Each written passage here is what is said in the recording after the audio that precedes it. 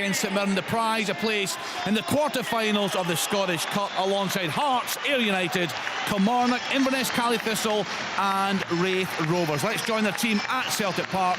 Pat Bonner, Stephen Thompson, our pitch side reporter Kerridine Idsan and our match commentator Liam McLeod.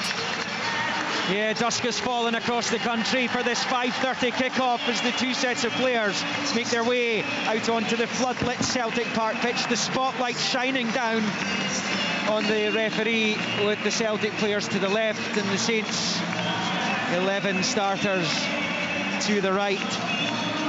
As St Mirren look to upset the odds, there's been a few shocks this afternoon. This would be right up there despite the fact they're both in the same division. A St Mirren victory this evening would be a real surprise given the gulf in resources between the two clubs. But they have already beaten Celtic this season, the only domestic side to do so, as they come here looking to keep their Scottish Cup dreams alive. Celtic have a dream as well, and that is the dream of a domestic treble. One, if they should attain, would be their 8th all told and would take them above Rangers in that particular list. So that is, I'm sure, incentive enough for these Celtic players. St Mirren's last Scottish Cup win over Celtic was in the quarter-finals. It was in 2009. A Billy Mehmet penalty took them through in Paisley as Gus McPherson got the better of Gordon Strachan, who left at the end of that season. That win in 2009, though, is St Mirren's only Scottish Cup win over Celtic since the semi-finals in 1962. Saints won 3-1 before losing to Rangers in the final. The lineups, the Celtic players go into the huddle to the left of the pitch. One change for Celtic, Turnbull for Hatate, Hart in goal, Johnston, Carter, Vickers, Starfelt and Taylor as the green lights spectacularly shine down on those Celtic players as they group together for one last time ahead of kick-off. Moy, McGregor and Turnbull in the middle, Jota and Maida either side of Kyogo. Gallagher and Taylor replace the injured Dunn and Kilty for St Mirren. Carson in goal, Fraser, Gallagher, Taylor with Strain and Tanser wide, Bacchus, Gogic and O'Hara with Main and Grieve up front. So just about ready to go here. The two sets of players wearing black armbands today to remember those who have lost their lives and those who have been impacted by the earthquake in Turkey and Syria and the surrounding region. And of course, St Mirren thoughts will of course not be drifting too far away from Billy Thompson, their former goalkeeper, who passed away in the week, as Celtic kick off and come down the left immediately. Smoke billowing from the away end across the pitch there as St Mirren in the all black do some defending against Celtic in the green and white hoops. Celtic attacking the Lisbon line, stand off to our right here as that goes out for a throw in to the home team, level with the 6-yard line over on the far side. Paddy Bonner, devastating loss for Scottish football and for Billy Thompson's family and friends to lose him this week. He had 6 years in the St Mirren first team. Yeah, absolutely. Listen, he was a quiet, unassuming character, but involved in the game right up till almost the final days. And you know, I played against him many times. He wore those bottoms. We all remember that, and had a great career throughout Scotland with a number of clubs, and a good guy. And yeah, too young again, 64 years old. I'm not far from that myself, so when it gets to that stage and somebody leaves you, you almost have to think about life, how important it is and how fragile it is at times. But Billy was a good guy and a very good goalkeeper. He was a brilliant guy. He was my goalkeeping coach when I was at Rangers. A really funny guy, really down to earth, just a brilliant guy, and so tragic that he's gone so early. And of course, he was the Dundee United goalkeeper in that UEFA Cup final as well. As Celtic pick up with Starfelt over on the far side, so clearly St Mirren will be thinking about Billy Thompson. Celtic pick up Starfelt, just squaring it to Carter Vickers, 0-0 in the second minute here at Celtic Park, and it's with Alistair Johnston on the near side. Low ball down the line for Moy, who's been magnificent recently. Jota chops in field, lovely play, skipping to the edge of the box on the right footed. Jota! And he tests Carson, who saves to his left to put it behind for the first opportunity there for Celtic. It was really good, strong goalkeeping by Carson, and Celtic have a corner on this near side, the first of the evening. Yeah, and Jota starting over on the right-hand side, as you said, and being able to cut on the inside, and really good strike and a good test for the goalkeeper early in this game. McGregor to Moy, bit of space, bends the ball in with the right foot, it's deep, it's headed behind for another corner by Gogic. Well, it might go for a throw-in, in fact it has gone for a throw over by the corner flag over on the reverse north stand side. Maida is going to leave it for Greg Taylor. It was all too easy though, wasn't it, for Jota? The way he drifted in and skipped past two St Mirren players. Eventually they tackled each other. Then as he drove into the box, he managed to fashion a shot into his right hand side. It was a strong save from Carson, but one you'd expect him to make. Alan McGregor in the midfield battling to win it back. St Mirren managed to get it clear. It's now with Tanser on the halfway line. He slipped it out left hand side for Curtis Main. Main's the left hand side of the Celtic box, level with the 6 yard line, pulls it back, low ball. Not the best first touch in the world by O'Hara, and it's allowed Celtic to clear through Johnston as he dinks it out to this near side, and Tanser rolls it back to Taylor. That's more optimistic from a St Mirren point of view though. Excuse me, it certainly was. It was a great run from Curtis Main. He's in again here nearly. Almost. Yeah, the little cushion header by Tanser almost got it through to Main. Celtic pick up with Carter Vickers. Here's McGregor now finding Taylor, and Greg Taylor out to this near side. It falls for Jota. Tanser reacts well and pushes it back to Richard Taylor, the St Mirren centre back. One of the two changes that Stephen Robinson's made for this evening's game. We're in the 4th minute, heading towards the end of that, the scoreline at 0-0 in the early stages of this Scottish Cup 5th round tie. A place in the quarter-finals at stake as the offside flag goes up against St Mirren over on the far side, and it's a Celtic free kick already through. Hearts last night, Raith Rovers, Kilmarnock, Cali Thistle and Ayr all booking their places in the draw, which is at 5:30 on Monday. Celtic in possession with Maida, and he moves it back to Turnbull, who got one of the 4 goals against St Mirren when they were here just a few weeks ago. Short ball by Celtic on the far side, but it does break back to Starfelt. He's able to knock it all the way back to his goalkeeper, and it will be Joe Hart just playing it short there to Carter Vickers. We feel that Tanser and Ryan Strain over on the other side are going to have important roles to play for St Mirren if they're to be an attacking threat this evening. And Tanser's doing some defending right now up against Jota, and he hooks it over his head. Overhead kick out for a throw into Celtic on this near side to be taken by Johnston.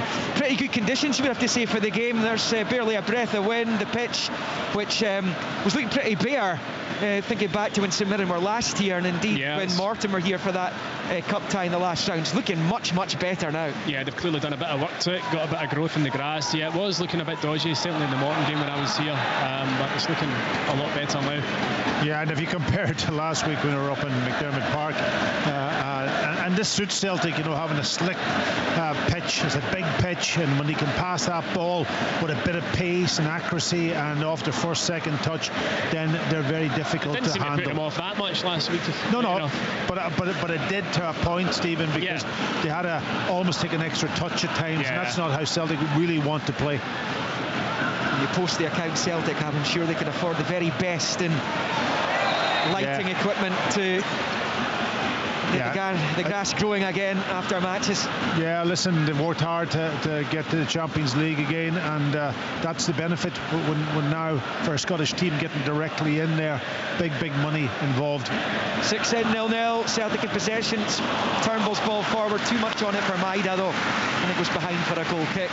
It's Celtic 0, St Mirren 0. When Saints were here a few weeks ago, they thought they were doing okay. They actually came with a threat in the evening as well. It was far from the worst away performance by a team coming here, but of course Celtic scored the goal, I think it was 15-16 minutes into the game, and that just completely changes the complexion of it. So Stephen Robinson will be ticking through the minutes and hoping that scoreboard or the big screen on either end of the stadium still says Celtic 0 deep into this match. Easier said than done. Yeah, it's always the same when you come as a team against Celtic or Rangers when they're playing at home, and the team talk never changes. Start the game well, don't lose an early goal. Gallagher was under pressure from Maida, of course. He gets it back to Carson, who boots it forward. And St Mirren looking to try and find Grieve down this near side. Johnston's going to try and let it go out though for the throw-in, and he succeeds in doing that. He's a bit level with his own penalty spot on the main stand side. Yeah, St Mirren know that by playing 5 at the back in the 3 in midfield, they've got 2 up top, and they can play ball up very quickly to Main or Greer, and they'll chase things down. That's the beauty about it. In that instance there, it was Greer that was chasing down Johnson right into the corner. Yeah, Celtic haven't lost the Scottish Cup tie here since 2014. Indeed, Aberdeen beat them then and were the team who previously beat them here in 2008. Those are their only 2 Scottish Cup home defeats since Cally Thistle's famous 3-1 win here back in 2000 that cost John Barnes the Celtic job. So they're generally pretty good when it comes to Scottish Cup ties inside their own stadium. For Celtic, as you would expect, of course, Greg Taylor's ball goes straight to Strain, who gets it away, but it's gone out of play for a Celtic throw-in over on that far side, and Greg Taylor over it immediately here. They like to turn things over very quickly. Of course, the Celtic teammate in 0-0. St Mirren trying to batter it away as it was taken short by Taylor towards Aaron Moy, and it goes out of play for a throw-in over on the far side, this time to St Mirren. Nothing each. There's a bit of a responsibility in the almost the two wider of the midfield. You've got Gogic sitting for St Mirren, you've got Bakus on one side and O'Hara on the left to get out and help their wing back as such. Yeah. When the ball's wide, because that's where they're slightly vulnerable. When St Mirren are defending other in a 5 at the back, then that's the spare men are the 2 fullbacks for Celtic. Here comes St Mirren trying to spring Celtic here. Backus rolling it left hand side of the box. Tanzer, early ball headed away by Starfelt, and out for a throw-in on this near side to St Mirren, who, like in the league game here, they've come with a threat.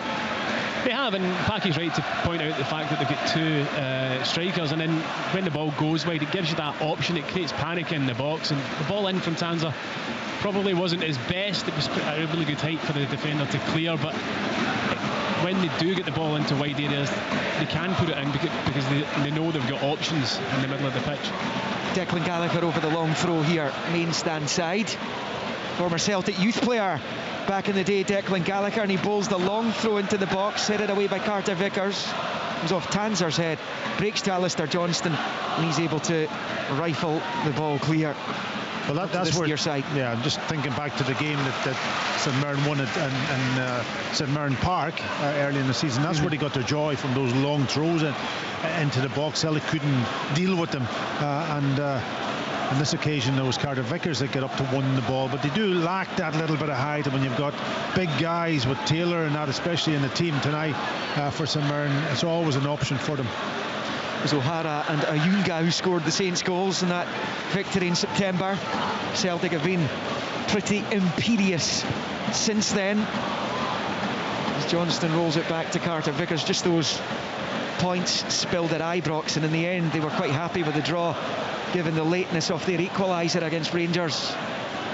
In the 11th minute, 0-0, long ball, Maida could have been in behind here, driving away from the fullbacks, an early ball, it crashes off the post, cross come shot, beaten Carson, all ends up.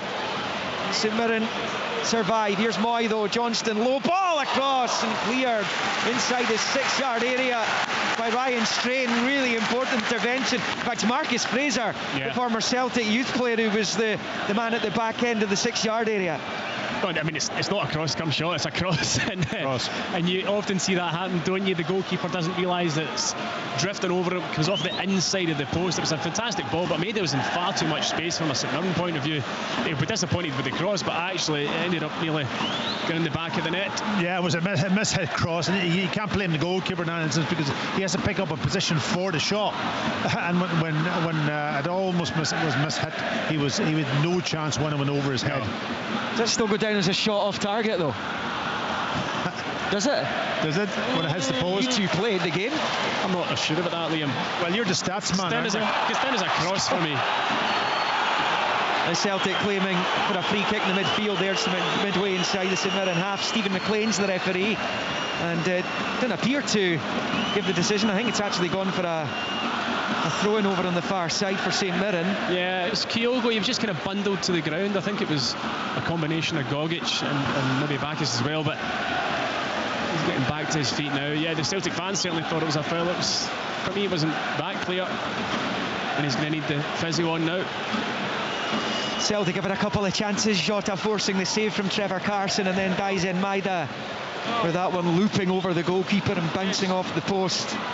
Carson's back post as Maeda sized up the goal, sized up the box. He's been another who's been in terrific form. Up to 8 goals this season. Maeda playing on the left again. Kyogo on 22, Jota on 8 on the other side. Even Aaron Moy starting to bang them in. David Turnbull scored a few in the last month or so, including against St Mirren here. Yeah, I just go back to the run from Maeda also and behind. Yeah. You know, and that's a danger for a wing back. You're almost, do I go tight and almost before that pass is made, or do I leave it? If you have somebody working with you there, you can afford to step off 3 or 4 yards and kill the space behind. You don't have to go as tight. Yeah, it's fine when they're sitting defending with the 5 there, but if they do venture forward, it does leave that gap and the opportunity to put it in the channel. That's exactly what happened. You've tuned into the football here on BBC Radio Scotland FM and on Sounds, and you're hoping to hear the Rugby Six Nations. Scotland's second match of this year's tournament is at half-time. They've got a 6-point lead, 13-7, as they try and build on the victory at Twickenham last weekend. Coverage of that is on digital, on medium wave, BBC Radio Scotland Extra, and of course you'll get us at bbc.co.uk/Sports Scotland, whatever shape of ball you want. Blow for Celtic here. Kyogo Furahashi's game's over. Just 13 and a half minutes in, and that's off the back of that challenge. Then he's going to be replaced by Leila Bada. Yeah, and I think that might be a recurrence of an injury before. Was it against Rangers that he went off? Early in that one, didn't he? Yeah, with almost like a shoulder injury, and it looks as if he walks off very gingerly and goes straight up the tunnel so early in this game. Abada's coming on for him, and I don't know who's going to go. Maeda's through the middle. Yeah. It's a big concern for Celtic. Huge, yeah. Kyogo has been absolutely sensational this season, not just in terms of his goals, which is obviously 22 goals in all competitions, but what he does off the ball, his movement, how he detracts defenders. It's a huge blow for them, but Maeda obviously a capable replacement. Yeah, well, listen, it's a blow because of the cup final coming up also. 15 days till that cup final, Packy. Yeah, he's got a bit of time, I would assume, but depending on the injury, of course, and I think the last time he was out for a while. Yeah, well, he missed most of the second half of last season, didn't he? And stuck in the 20-goal mark as St Mirren come forward. It's a boost for them. And Bacchus with a really tidy ball to Strain, who's... Oh, I thought he won his team a corner, but no such luck. Yeah, goal kick. It was a great ball from Strain in behind Greg Taylor. Just when he went to cross it, deflected off Taylor, then back off his thigh and out for the goal kick. 15 in, 0-0. Carter Vickers for Celtic. Square ball to Starfelt. A short ball up onto the halfway line for Taylor. Now it's with Turnbull. Back to Starfelt, who plays it to the right of the centre circle there for Alistair Johnston. Johnston finds Abada, slips it through to Moyes, in behind, plays it across. Goal! Maeda! He's just been through the middle when Kyogo was taken off injured. And it's an immediate impact from Daisen Maeda as he forces it past Carson. They give Celtic the lead in this cup fifth round tie. Celtic 1, St Mirren 0. Well, it was a pass and the run in behind Taylor from was it Moy? Aaron Moy, yeah. Aaron Moy. Great run from that forward midfield position, and he just slides it across the 6-yard box, and everybody can almost. There was two. I think there was another opportunity for somebody else behind Maeda, and I think he may have touched it, but it was across the line. No, it didn't touch it, but they were sliding in. Yeah, there's Jota coming in behind. Jota coming in. So yeah, and a really good run and a goal just probably out of nothing, you could say. It was the pass and the run, isn't it? Well, the run's sensational from Aaron Moy, but really poor for St Mirren, not tracking that run into the box. I felt as though he was going to shoot. He probably should have shot. Are we getting a VAR here, Liam? Yes, it's a VAR check. Yeah, but I think all goals will be VAR checked. I can't see. Well, they are, of course. And this one of two Cup 5th round ties, which have the VAR, and as you can hear in the background, checks over, goal stands, Celtic in front. I was just saying it's a boost for St Mirren with Celtic losing Kyogo Furuhashi, but then within seconds Daisen Maeda is there proving again, as if it were required, well, just how strong the Celtic squad is. How many times have we said it, Liam? And you know, you talk about the bench, the strength that's on their bench. The one thing would be, you know, if Kyogo is out for a period of time, out with Maeda, Paki, who else would they look to in a centre forward area? No, they don't have actually, he's in again, Maeda, right hand side. It's an early ball and it goes over the bar, but Trevor Carson scampering back, moonwalking back towards his goal line there as it goes over the bar. He's heaving a sigh of relief. 17 in, 1-0 Celtic.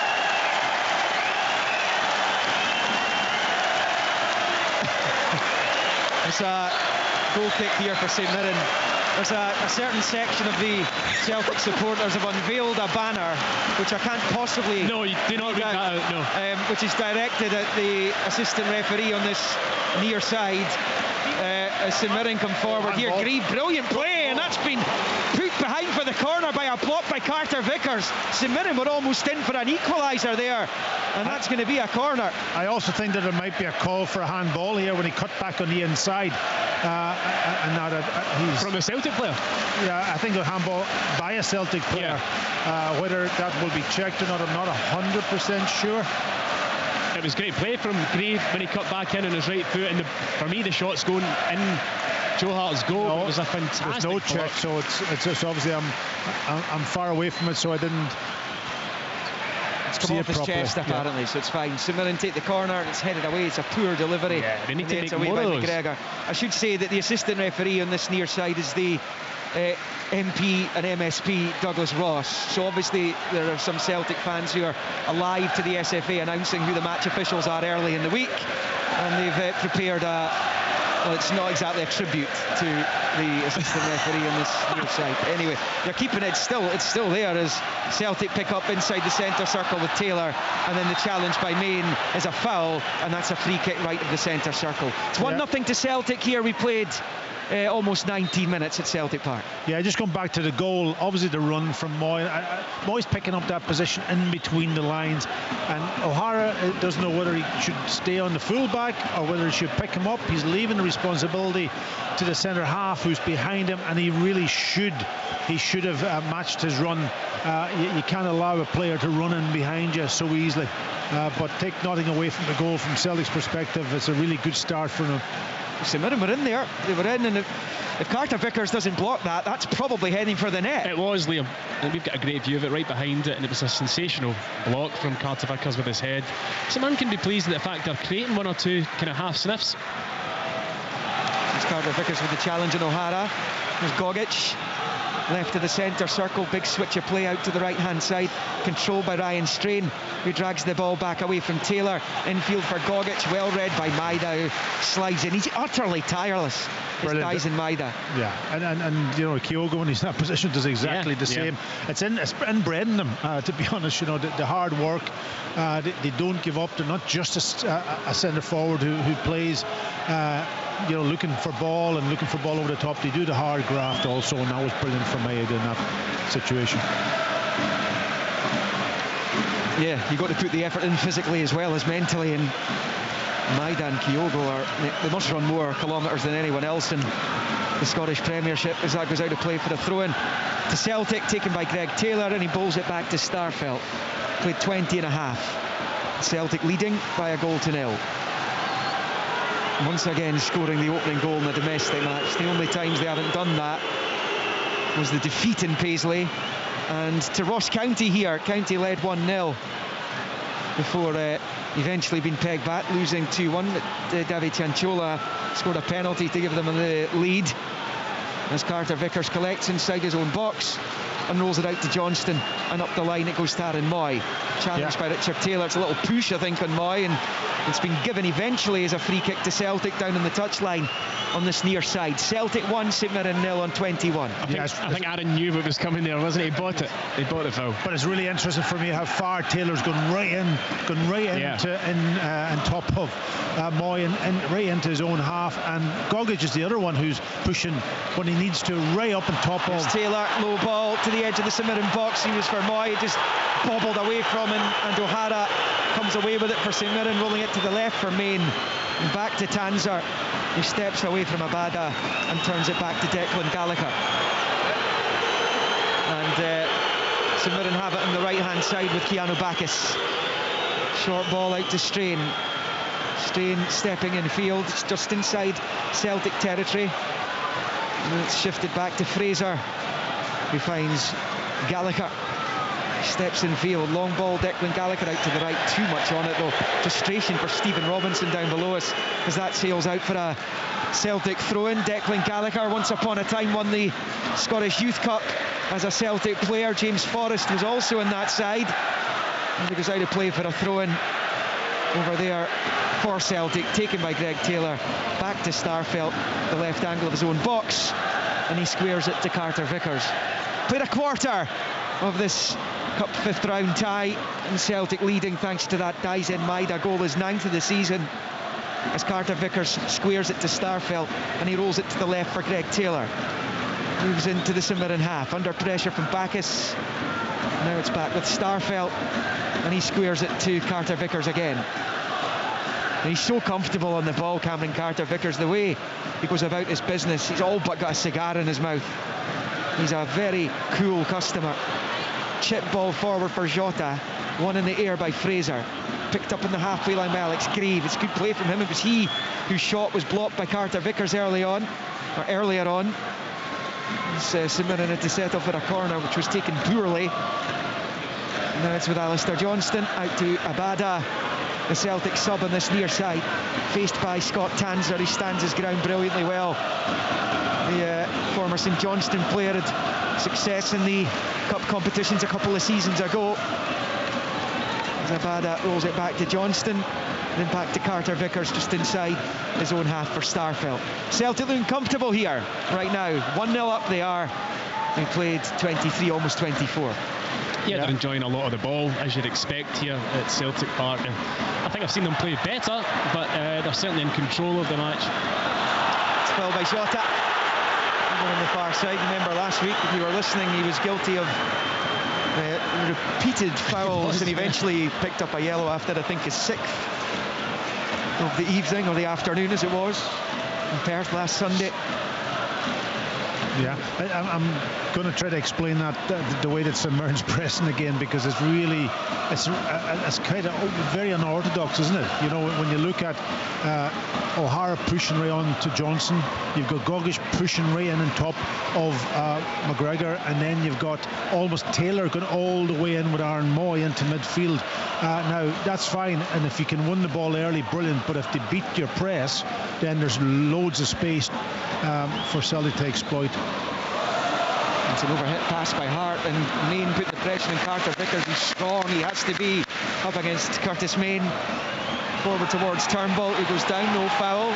O'Hara forward to Main, and then it bounces off Maida and out for a St Mirren throw-in, almost at the midway point of the Celtic half on this Main stand side.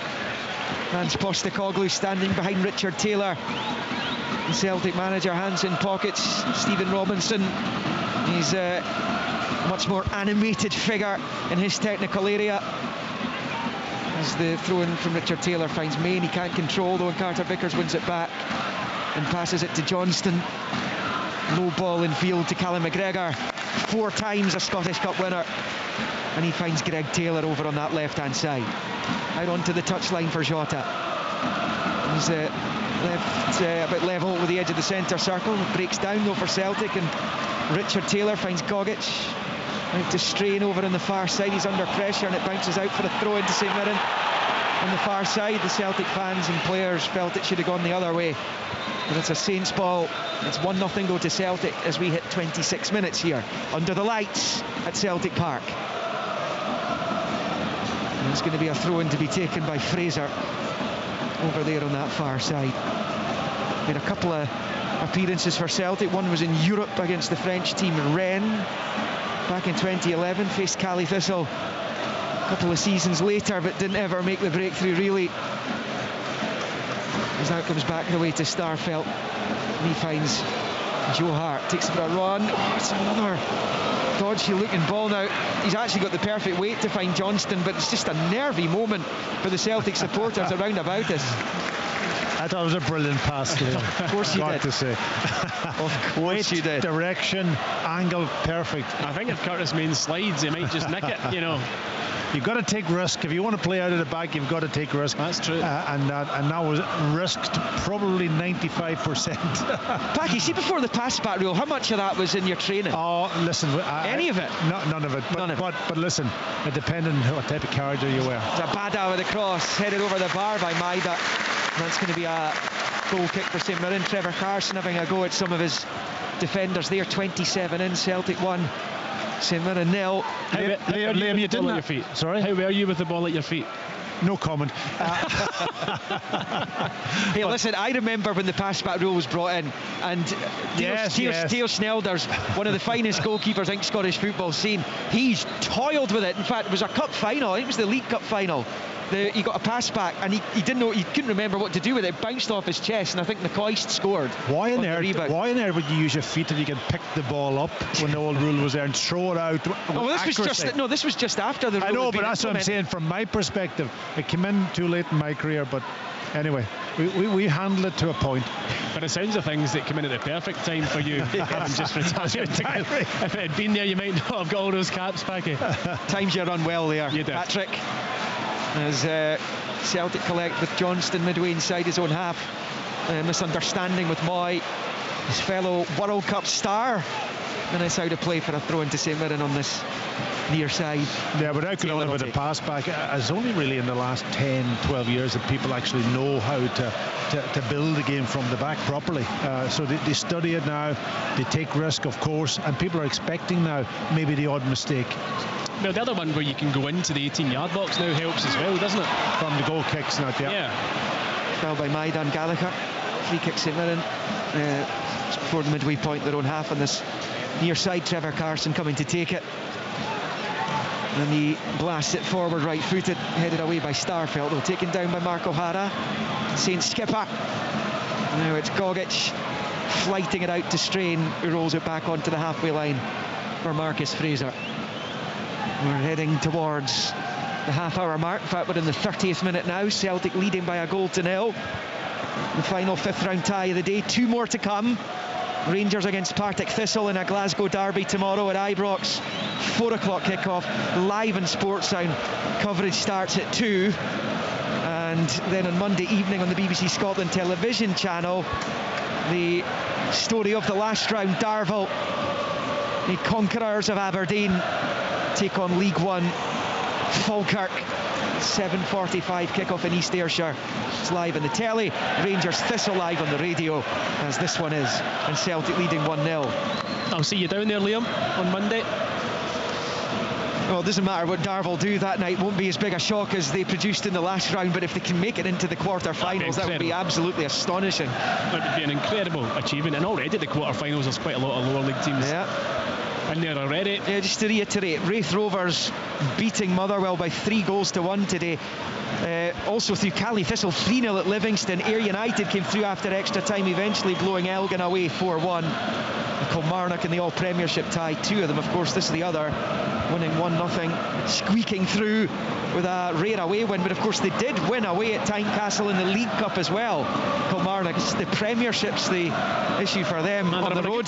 Good cup season, Kelly. Yeah, semi-finalists beaten by Celtic in the League Cup as Jota rolls it back to Starfelt. As it stands, Celtic will be joining them. St Mirren have plenty of time. They've got 2/3 of this tie still to go, as Carter Bickers picks up at the edge of his own penalty area, squares it to Starfelt. It's been really good to see St Mirren actually coming to Celtic Park and deploying a different tactic. Yeah. You're almost pressing, going man for man in the middle of the pitch, allowing Taylor, who's the centre half, go right into midfield when Celtic have the ball at their centre halves. So it's an interesting game for me from Ross that perspective. County did similar at Ibrox just a couple of weeks back. They did a similar thing, and you can do it if you're playing a back three because you've still got the cover of Marcus Fraser and Declan Gallagher there. And to be fair to Taylor, he's really sticking to the job of, whenever the ball goes into Aaron Mooy's feet, he's touch tight. But Dyson Maeda has Celtic in the lead here. As Greg Taylor chips it forward, comes off the head of Moy, it's away from Jota, and out for a throw into St Mirren over on that far side. The Saints right as they try and attack the goal to the left, and they've done that a couple of times in this first half. They're just, for me, they're just not quite at their electric best right now. Celtic, I don't know whether that's because St Mirren are doing well in terms of containing them, but I've seen Celtic play with a higher tempo certainly this season.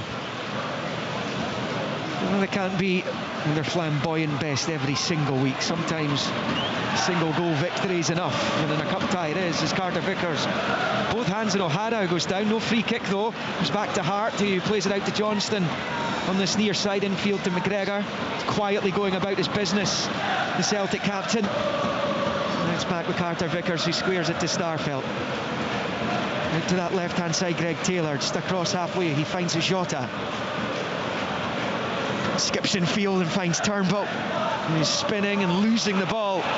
Bacchus wins it off him. Now it's with Main, who's driving forward, looking to feed it through. Another really important block there by Cameron Carter Vickers to deny Alex Grieve a run in on Joe Hart. Really important. He's had a couple of those last ditch moments in this game so far. It stays Celtic 1, St Mirren 0, and again underlining his importance to this team. Yeah, it does, but it comes from the pressure on Turnbull though in the middle of the pitch, pressing him, and I think he'll be offside. Curtis Main, well, they've got to let this attack come to fruition. Low ball in by Main, blocked by Carter Vickers. Celtic get it half away, and eventually the flag does go up. Such an annoying rule. Does my head in. I would love to know how many yards offside, because he's down on our side. It looked like he was at least 4 or 5 yards off.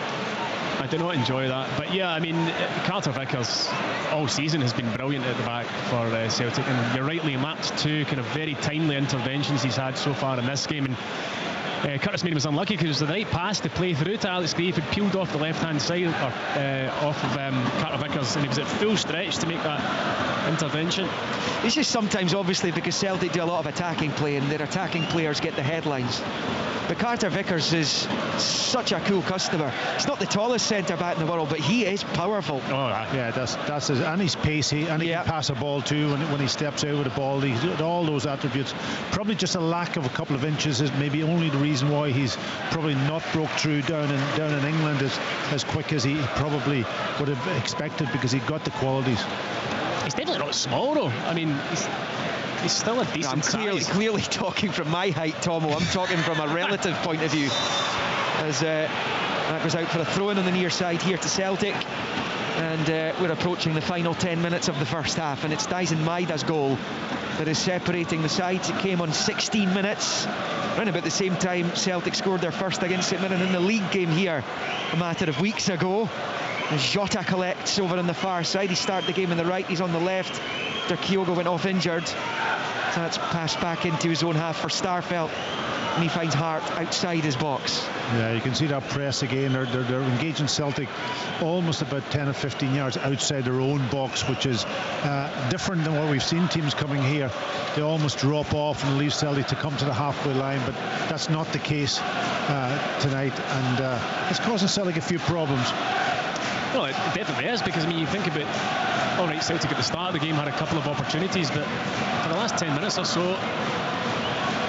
Here's Jota for Celtic down the far side. He's been challenged very well by Ryan Strain. Jota still battling for it, and eventually it goes over the line. But I think it's gone out for a throw-in, according to the referee, for St Mirren down by the corner flag over on that far side. We are in the final 10 minutes of the first half. Celtic 1, St Mirren 0. And will be a throw-in to be taken here by Marcus Fraser over on that far side. Remember, there will be highlights of all today's Scottish Cup 5th round ties on Sports Scene later this evening. There's St Mirren have a man down in Curtis Main. Stephen Robinson felt he'd been fouled. Celtic pick up the ball and they will play on. Sports Scene tonight, incidentally, BBC One Scotland 10:30 for all the cup action, including that magnificent victory for Raith Rovers against a beleaguered Motherwell, whose woes continue to mount, in particular for their manager Stevie Hamill. 3-1 defeat in Kirkcaldy against the Rovers today. It's a throw in here for St Mirren to be taken by Richard Taylor in front of his manager on this left-hand touchline. St Mirren in their all-black change kit, bowled down the left-hand side, helped on its way by Tanser. Main's beaten to it by Carter Vickers, and it breaks kindly for Moy. McGregor sweeps it out to Abada on the near side. Poor ball by Leila Abada, straight to Gogic. Now it's O'Hara, back to Tanser, gets it forward towards Main. Carter Vickers comes to meet him, holds him off, down goes Main, and I think the free kick's going to be given against Curtis Main there. Would have been a goal kick anyway because it came off him last. And there's a Celtic ball. Celtic leading 1-0, 37 play. It's been a good battle that between Main and Carter Vickers, two very physical players. For me, in that occasion, Packy, I don't know what you think. I thought it was a St Mirren foul, but I thought similar actually, because I thought he went to ground and he was struggling, and he can almost threw his body in between the ball and Main, but the referee sort of looked at it maybe as a foul, but you're right. I didn't. I thought it should have went the other way. It's back with Joe Hart's the edge of his box, moving it out to the left for Starfelt. Out to Taylor on the touchline, long ball with the left foot. Jota chasing. Jota's onto it. Two in the middle. Early ball cleared by Gallagher. Out to that far side where Keanu Bacchus will get onto it. He'll pass it back the way. And it'll be cleared there by Strain. Marcus Fraser's there too. They've lost out. It's Jota. Gets away from a couple of challenges. Does brilliantly. Finds Moy. Celtic pressing the St Mirren box here, looking for a second. On 38 minutes. Here's Aaron Moy. He's got Johnston at close quarters. That's where he passes it. Infield to McGregor. And then down the line here for Moy again. Moy back to McGregor. It was all the way back to Carter Vickers. And St Mirren pressing the game very well and forcing Celtic back into their own half, though they are more than happy at times, comfortably so, to go back to square one and begin again. St Mirren ransack Turnbull in the midfield, and it's Bacchus for Gogic. Long ball forward, Grieve giving chase. Hart commits himself, comes a long way from home and gets it clear. Comes off the head of Turnbull, and his header finds McGregor, who finds Taylor. Now it's McGregor, but the referee stopped play. Alex Grieve is on the deck. He's getting no sympathy from the home support. Well, Jota was down in it, and then 20 minutes ago, and St Mirren played on, and the referee saw it and didn't blow for the physios to come on. He has done this time, so well, it'll be interesting because Stephen Robinson immediately signalled to Tony Watt to come from where he was warming up behind the byline, former Celtic striker. And it may be that Stephen Robinson has recognised that a change is going to be required immediately here. And Tony Watt, who of course wrote himself into Celtic folklore with that Champions League goal against Barcelona that proved to be the winning goal against Barcelona, unbelievably more than a decade ago now, is going to come on, having recently arrived from Dundee United. He was the subject of a discussion in the programme when the Dundee United sporting director Tony Ashgar joined the programme after 2 o'clock today. And Alex Grieve, who's actually looked pretty lively in the game, he's looked very useful up front, is going to have to come off. So both managers have had strikers come off injured in this first half. It's a blow because obviously our Youngers now out for the season as well. It leaves St Mirren very limited in terms of striker options. Certainly if it's a bad injury for Alex Grieve here, I hope it isn't, but I mean, it was quite sudden that Stephen Robinson recognised it and the physios were on. He is walking off the pitch, which is a good sign. Yeah, I think he's had that injury, you know, and he's obviously got into the game and he's just getting over it, but it's a reoccurrence also, because you're right, Stephen Robinson made the decision almost instantaneously to get Tony Watt down and get him ready to come on that pitch. Wonders that why maybe he went to the market and got Tony in so quickly too. They needed maybe another striker, and that's if that's the case, that's really good business from Stephen Robinson. Tony Watt comes on wearing the number 9. One of his best performances this season, Tony Watt, was against Aberdeen at Tannadice. Dundee United won 4-0.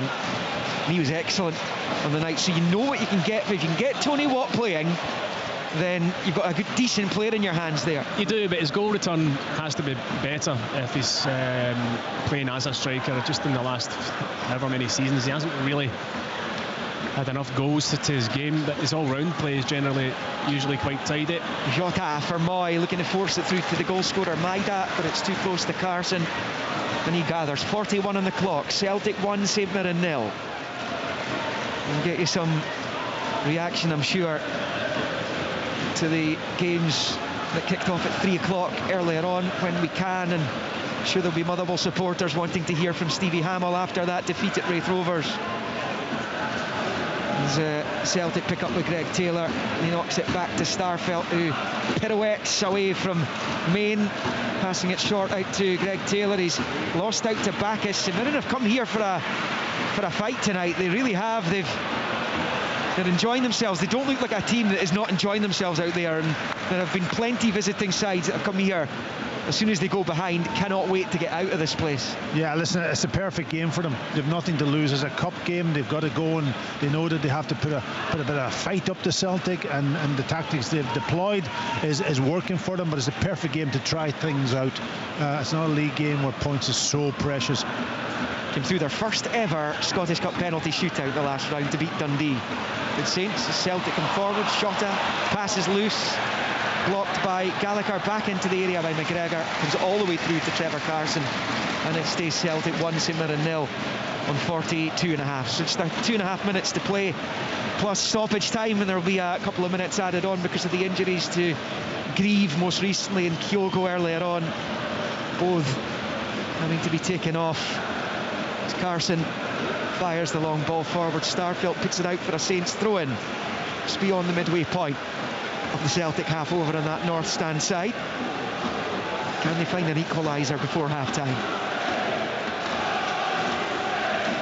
And eventually Declan Gallagher will make his way out there to take the long throw. Of course, was a former teammate of Alan Lithgow, who had an even better long throw than Declan Gallagher when the pair were part of that Livingston defensive triumvirate, along with Craig Halkett. Hasn't got much of a run-up over there in front of the advertising, in front of the north stand. Mark Harris just coming over for a bit of treatment. It's a facial wound. Yeah, it's his eye. It's just kind of closed over. I think he's saying he took an elbow in it. I didn't see the incident happening, but it's kind of closed over. Jerry Docherty, the physio for St Mirren, just having a look at it just now. Yeah, I was talking to you earlier on about Mark O'Hara's senior debut, which was for Kilmarnock. He played right back here at Celtic Park. Kenny Shields' team won here the first time since the 1950s it was. And O'Hara, a 16-year-old at right back, didn't look out of place. He's now, of course, a midfield dynamo for St Mirren.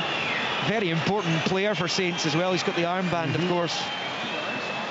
And he got one of the goals in Saints' victory over Celtic in Paisley earlier this season. And this will add another bit of injury time at the end of the first half here. We're in the final minute of the regulation 45. Is it a VAR check? It must be. Well, it must be. They wouldn't hold the game up for somebody going off to get treatment, that's for sure. So it's a hand in the face.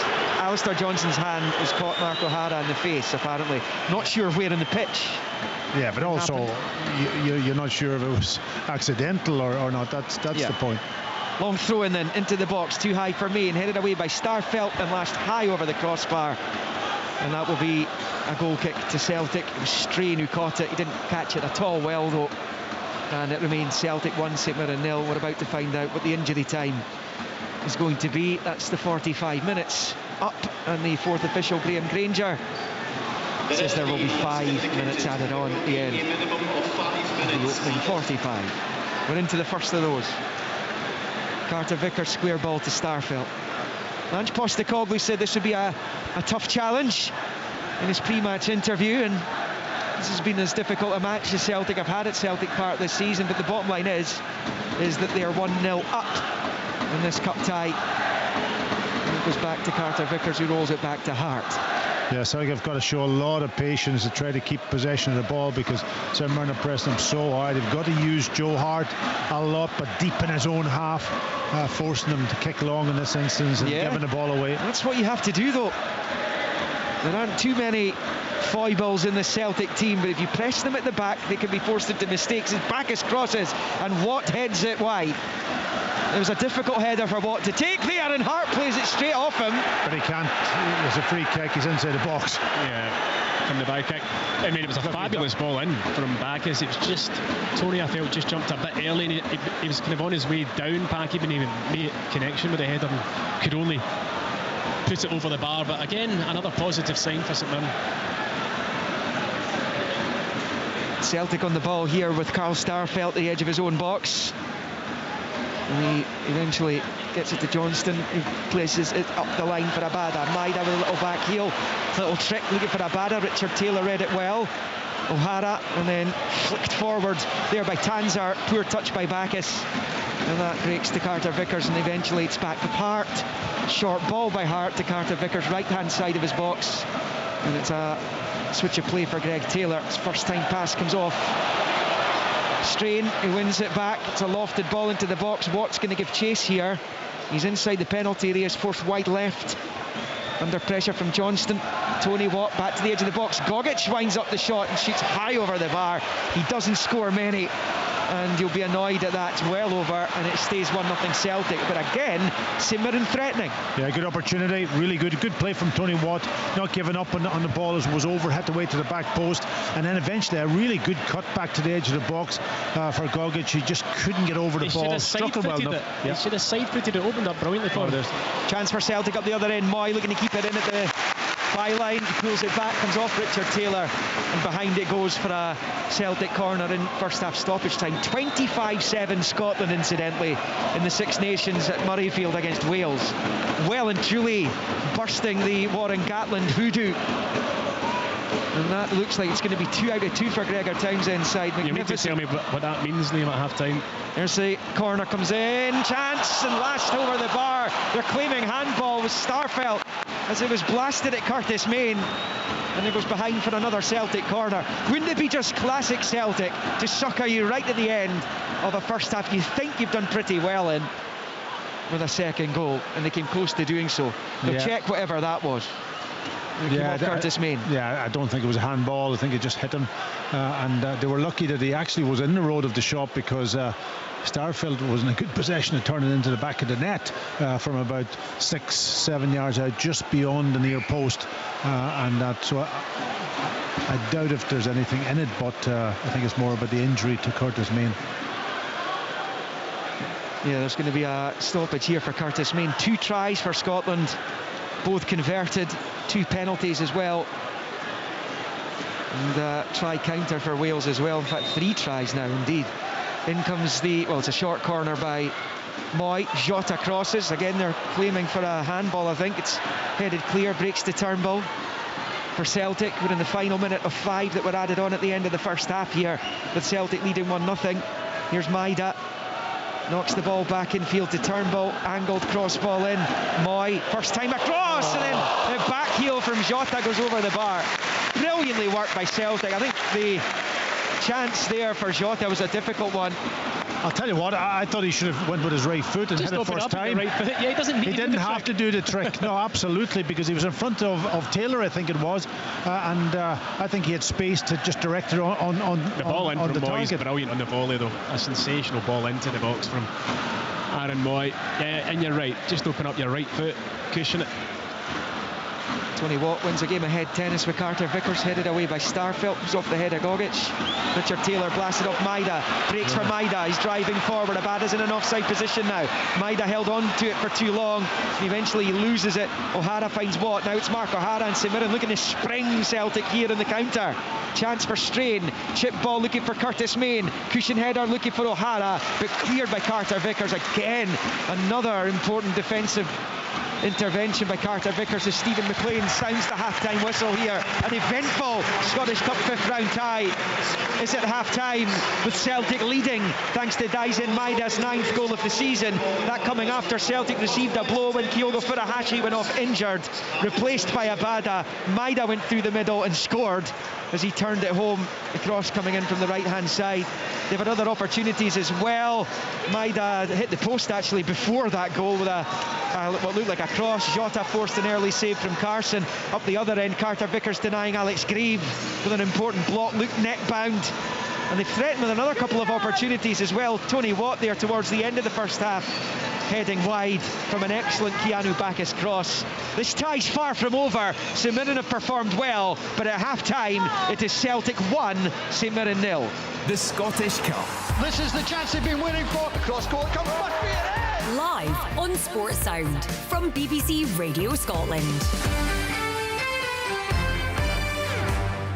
One programme. Get it on, it is BBC Radio Scotland. I'm Brian Burnett. Countless themes. Tonight, the spotlight is on the backing singers. Songs that have some social commentary. I was born this way. A brilliant theme tonight. It's a musical dose of vitamin D. Follow the sun. Endless possibilities. Charismatic performers. Pam, she said, I've been really lucky to see some amazing ones. You choose the music. That's what makes the show good fun, because genuinely you never know what you're going to play next. Get it on, Monday to Thursday from 6 p.m. on BBC Radio Scotland.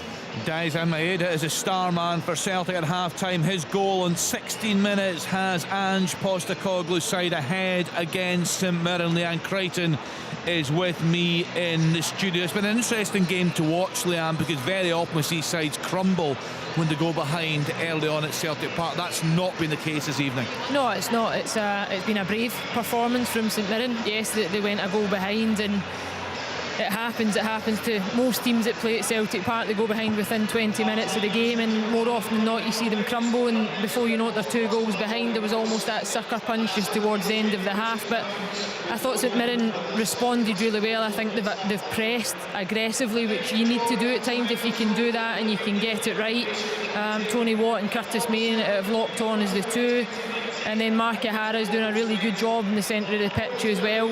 Callum McGregor hasn't been able to influence the game as well as I've seen him do at times. And at this stage in a cup tie, you're very much in the game, and I'm sure that's all Stephen Robinson would have wanted from his players at half-time, to make sure you're still in the game. Talk to us about how difficult that is, Tomo. You know, the press that Leanne's talking about there. It's a really tough shift, isn't it, for these two up top? It is. It's helpful to have somebody up there with you in a two to do it. I mean, it's a lonely shift if you've only got one up front chasing defenders.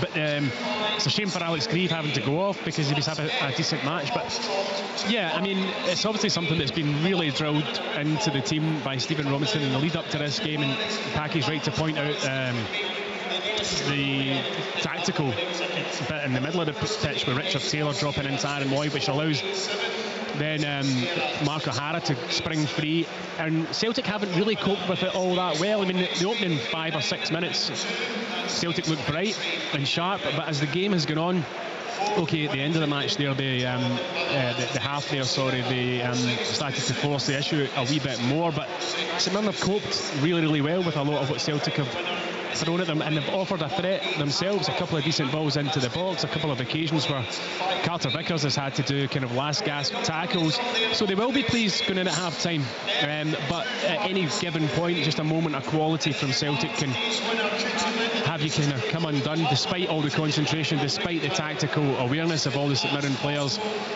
You can see just every now and again just a wee bit of quality opens up the St Mirren back line, but they'll be very pleased to be going in just the 1-0 behind at half time, and having created a couple of opportunities of their own. And it will be very much a case, Leanne's right, of, you know, just keep it going, keep doing what you're doing, and hopefully you get a better opportunity. The best one probably fell, I mean, it was a difficult one for Tony Watt, and then Gogic's one for me at the edge of the box just towards the end of the half when Tony Watt cut it back. He goes for power, he's only 19 yards out. Just open up your side foot, pick a corner.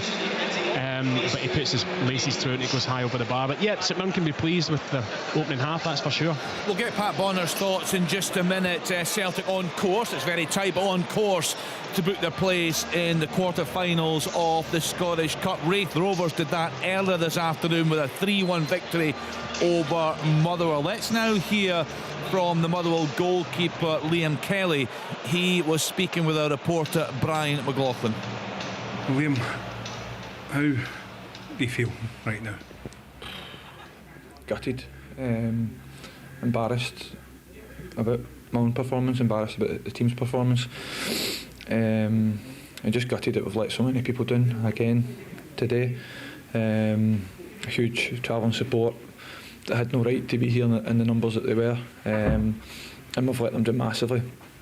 It's a case of conceding too many goals, no scoring enough goals. Collectively as a team, not good enough, and confidence is really low, but only ourselves can get out of this situation now. Really tough, but we'll fight, we'll grind, and we need to stick together. Absolutely need to stick together. Boys are gutted. Boys are just absolutely gutted, and it's kind of just summed up the season, to be honest, Brian. Tell us what the manager said to you in the dressing room, because he's gone, as in he's left the ground without speaking to any of the media. After the game? Yeah. Obviously he's hurting. Obviously he's been at Motherwell for a long time. We've let him down massively. The players have let him down. He's been good to a lot of us. Been good to a lot of players who haven't been playing well. Really experienced team he put out there today, and we've let him down. We've absolutely let him down. He was really disappointed and gutted and upset after the game, but we'll keep grafting for him. We'll absolutely keep grafting for him. Like I say, the players that are in the building, every member of staff, every supporter, we need to stick together, because there's only our backs against the wall now. So we've got to fight. We've got to absolutely fight. Stay close together as a group, and I know the supporters will be there against St Mirren on Wednesday night. They've got no right to be, and we'll try our best to put on a performance for them. Yeah, well, a full coverage of that game on Sports Sound on Wednesday evening. A very powerful interview there with the Motherwell goalkeeper Liam Kelly, using words like gutted, embarrassed. He was speaking with our reporter Brian McLaughlin. Brian joins us now. Brian, you said in one of your questions there to Liam Kelly that the manager Stevie Hamill had left the ground. Just talk us through what happened.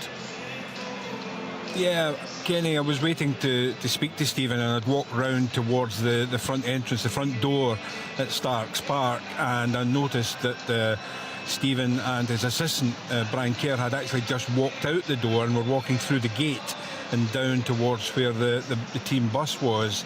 And I called out to Stephen. I said, Stephen, are you coming to speak to the media? And he then referred me to the media officer at Motherwell. So I went back inside the main entrance. I spoke to a couple of officials at Motherwell who themselves were surprised that Stephen had actually just walked out, and then walked up and I met with Liam Kelly, and yeah, that's when obviously we got that powerful interview. And so what we don't know is if Stephen Hamill is still the manager of Motherwell. As far as we are aware, he is still in the job.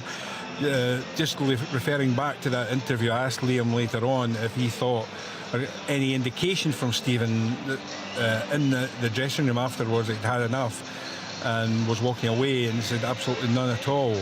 But he was obviously very hurting. Now, Stephen Hamill, I've interviewed him many times over the last few months, and the one thing that comes through is he's a Motherwell man through and through. Over 500 games as a player at Motherwell. He was thrust into the job last August after Graham Alexander was sacked when Motherwell exited from Europe just before the first game of the season, and then it was at the first game of the season when I think they beat St Mirren That's right. in Paisley.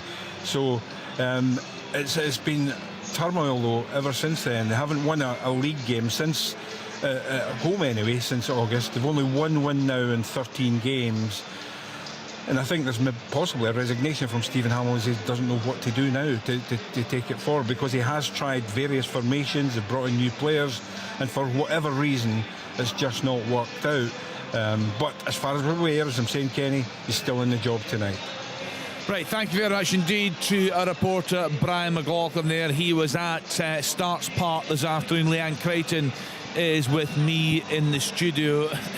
Very, very dramatic, Leanne. An incredibly powerful interview there with Liam Kelly. As Brian said there, we don't know what's happening.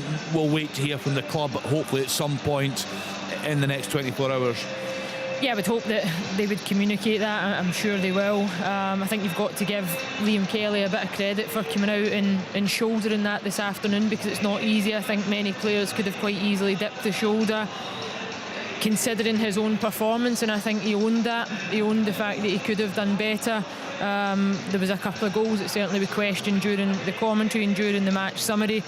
And it's a tough one, I think, for any player to come out with his experience in the situation, but to speak it as passionately as he's just done, and still to be backing the manager, I think it will mean a hell of a lot to Stevie Hamill, because for him to have walked out that ground today, I'm sure he's probably had many low moments in football, but this might be up there with one of the lowest in terms of how he's feeling, that he felt he couldn't even face the media and in the questioning after the game. So we'll see where the club view it and what that communication looks like, but certainly a really tough day for Motherwell in terms of that cup exit, and hopefully they can bounce back from it. But as I say, credit to Liam Kelly for coming out and speaking like that. I think if players give you more of that, especially for the fans that he say have travelled today, that will mean a lot to the fans that he's come out and at least explained how he's feeling, how the dressing room's feeling, what the feeling around the club is. It can go a long way to keep the fans with you. Just to be clear, our understanding is that he is still, Stevie Hamill, the manager of Motherwell Football Club. He left the ground, Starks Park, without doing any media. It came as a surprise to officials at Motherwell Football Club. Pat Bonner and Stephen Thompson are at Celtic Park for us this evening. Pat, a very, very powerful interview there from Liam Kelly, and so tough on Stevie Hamill, a Motherwell legend as a player. It's been a desperate run of form. The fans have been booing them week in, week out. We put this down as a potential shock today, as we did in the last round. They came through their Broth game today, but they were outplayed this afternoon. It's very, very difficult for Stevie Hamill to handle this, to handle the pressure, because as Liam Kelly said, and as Brian said, he cares so passionately about Motherwell Football Club. Yeah, and that's probably worse actually when you have played so many games for a club, and now you're the responsibility of a manager, and you're young, you don't have all that experience behind you to handle these situations. Very difficult for a young man. My issue with all of this is that it's a job. We know it, we understand it. We've been there. Some of us who have managed in the past, or been assistant managers, or been within the staff, and you've been sacked. It happens to us all within the thing. It's how it happens is the critical factor. My problem slightly in Scotland is that there is no breathing ground for any young manager in Scotland now. When there's no, you get a job, you've got to be successful. And there's about 6 clubs, let's face it now, and trade with Richard a couple of weeks ago, they were almost within 3 points of each other, and even if you look at the results, you're only 1 game away from coming under pressure. That's not a breathing ground for any young manager who wants to cut his teeth. And let's face it, you've got to go through a period of time, almost probably about 300 games before you're actually considered to be stay in the game. If you go down to England, most young managers who get a sack in the first year will never get a job again, and it's the same happening up here, and they're all Scottish managers. That's the point if you look at them. So it's very, very difficult. I feel gutted for them. Unfortunately, you've got to go through the process. You've got to get the experience. You've got to be able to handle it. The staff around you is absolutely crucial. The leaders is there almost to help you also. And I would love to know if he's got a mentor or two of experience that he can go to tonight and talk to and make up his mind, or help him to get out of this fix.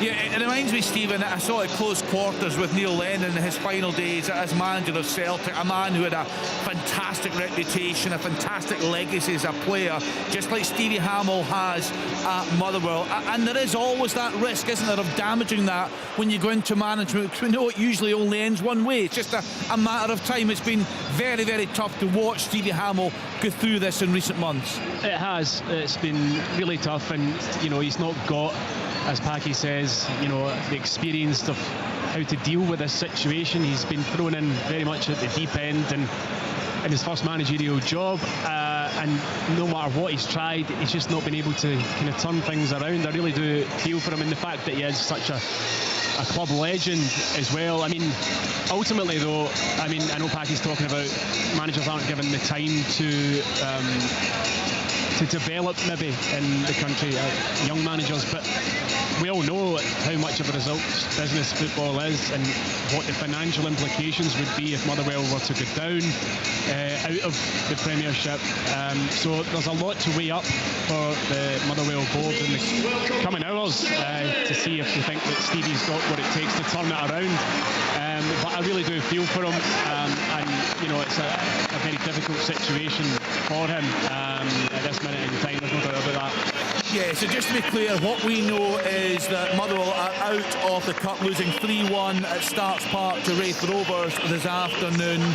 Stevie Hamill left the ground without doing any media. That came as a surprise to officials at Motherwell Football Club. Our understanding is he still is manager of the club, and we await further news from those at Motherwell. We'll bring that to you on Sports Sound or on the BBC Scotland website when we get that. So Celtic, as it stands, on course to join Hearts, Ayr United, Kilmarnock, Inverness, Cali Thistle and Wraith Rovers in the quarter-finals of the Scottish Cup. Tomorrow we have Rangers against Partick Thistle, full coverage on Sports Sound, and on Monday night, what again, this will be Darvel against Falkirk. That's on the BBC Scotland channel. Let's then get back to Celtic Park and their commentary team of Pat Bonner, Stephen Thompson and Liam McLeod. Celtic aiming to win the Scottish Cup for the 41st time, which would be 8 more than the next best, which is Rangers with 34. They've won 6 of the last 12 Scottish Cups. And during that quadruple treble stranglehold, they won 22 consecutive Scottish Cup ties. They've only lost 2 of their last 27 in this competition.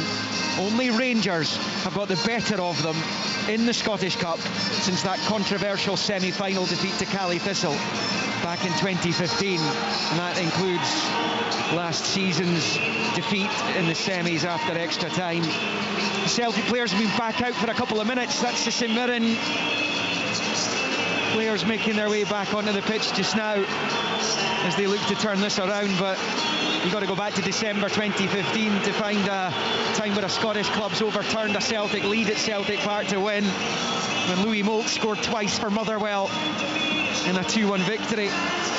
They've only lost 4 times at Celtic Park domestically since that game in December 2015. Astonishingly good home record. 130 home league matches since losing to Motherwell. They've only lost 4 of them, including one, though, to St Mirren just over 2 years ago. Second half about to get underway. St Mirren will do so in one of their changed kits, all black, left to right, shooting towards the Lisbon line stand. Celtic will shoot west towards the Jock Stein stand in their green and white hoop shirts, white shorts, green and white socks.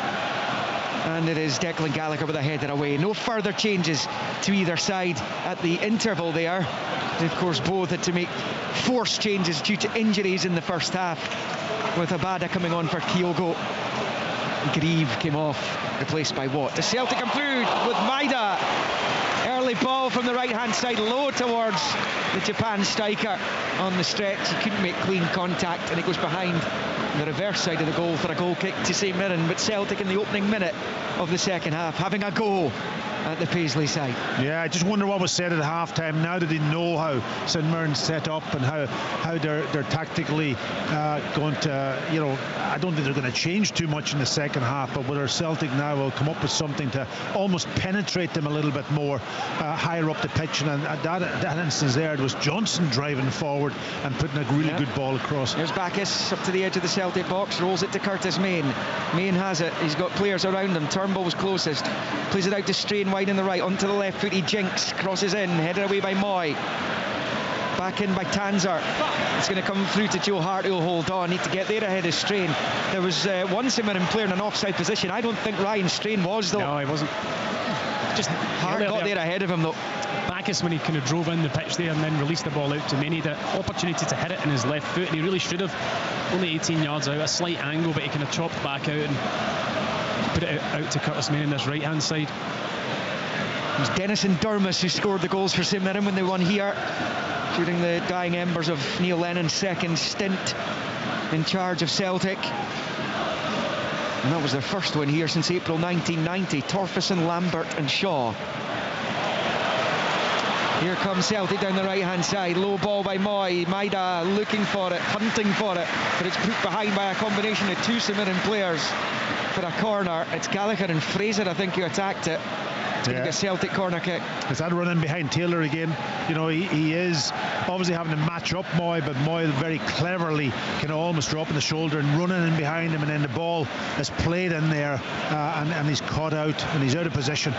It's Richard Taylor, the St Mirren number 5. Corner Celtic to be taken by Moy. Outswinger with the right boot over in the northwest corner of the stadium, and it comes headed away by Gallagher. Back straight to Aaron Moy. He rolls it to McGregor. McGregor then with the left foot, low ball to Moy, who gives it back to his captain.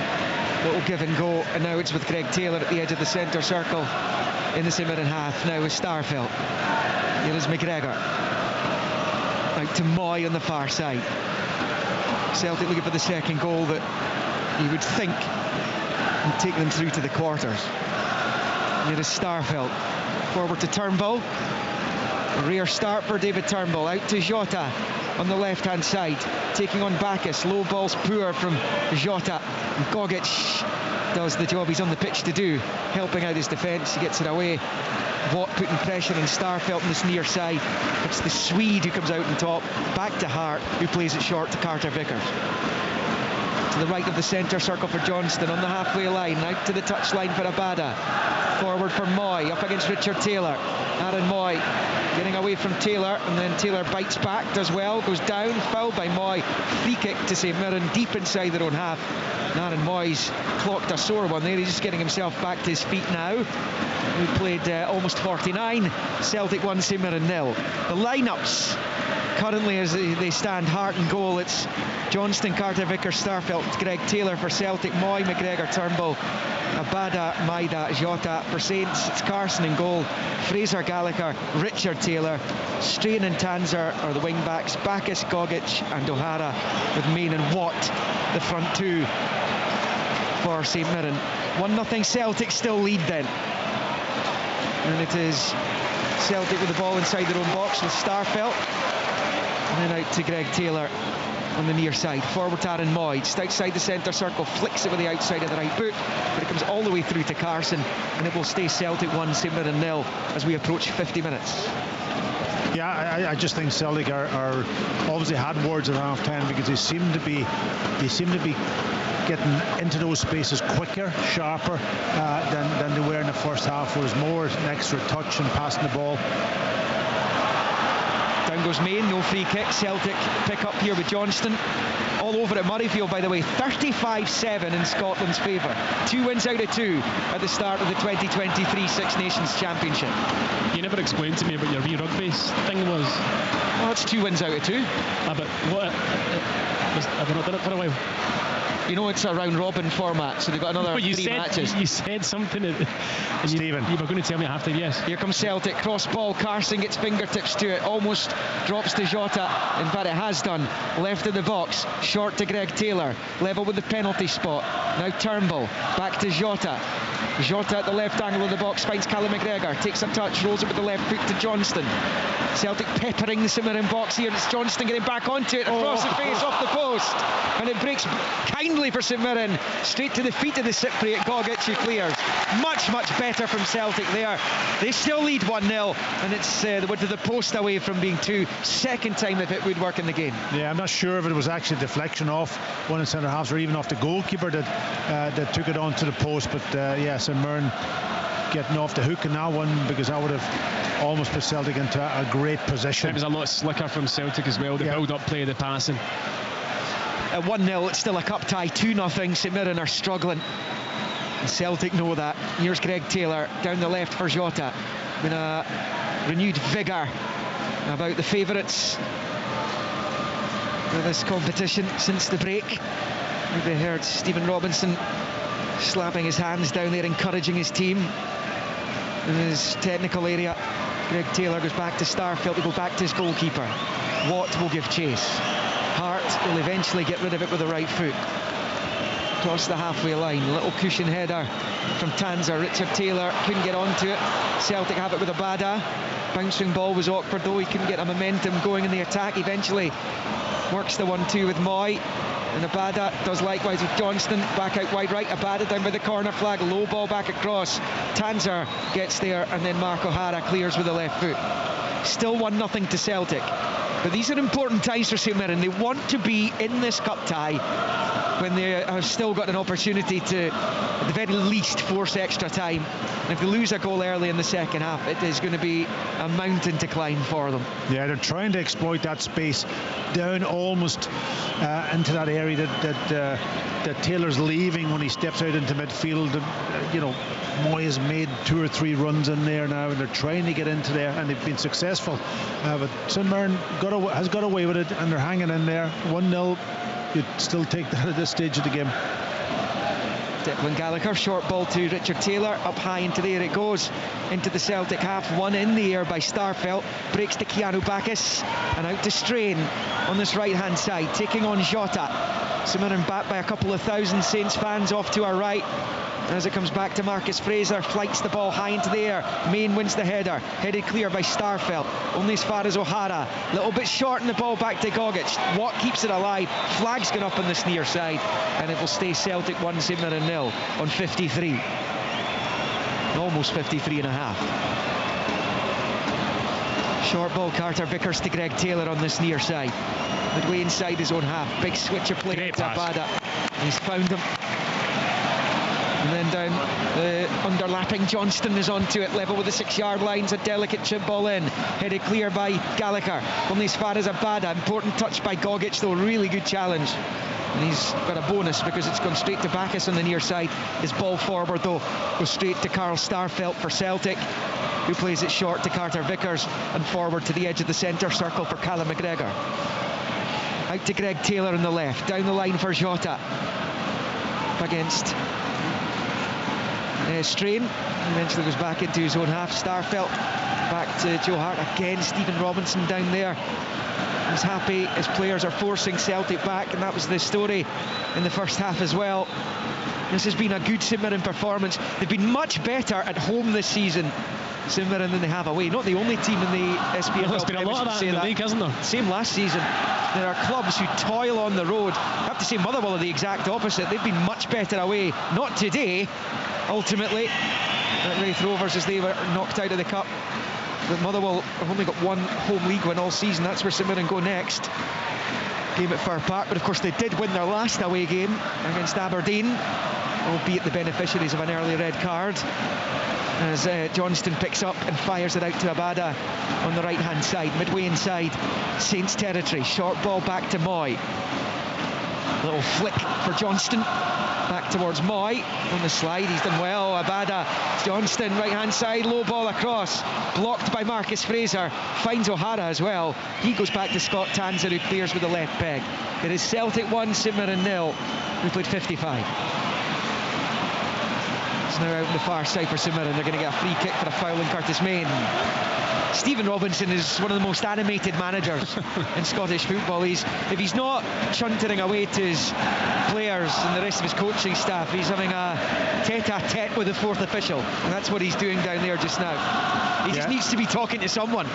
Two different contrasts between the two managers. Isn't it just? But he lives the game. He knows what he wants from his players, and he gets a little bit frustrated when it doesn't happen, and then of course it enthuses him when it does happen. But he shows it.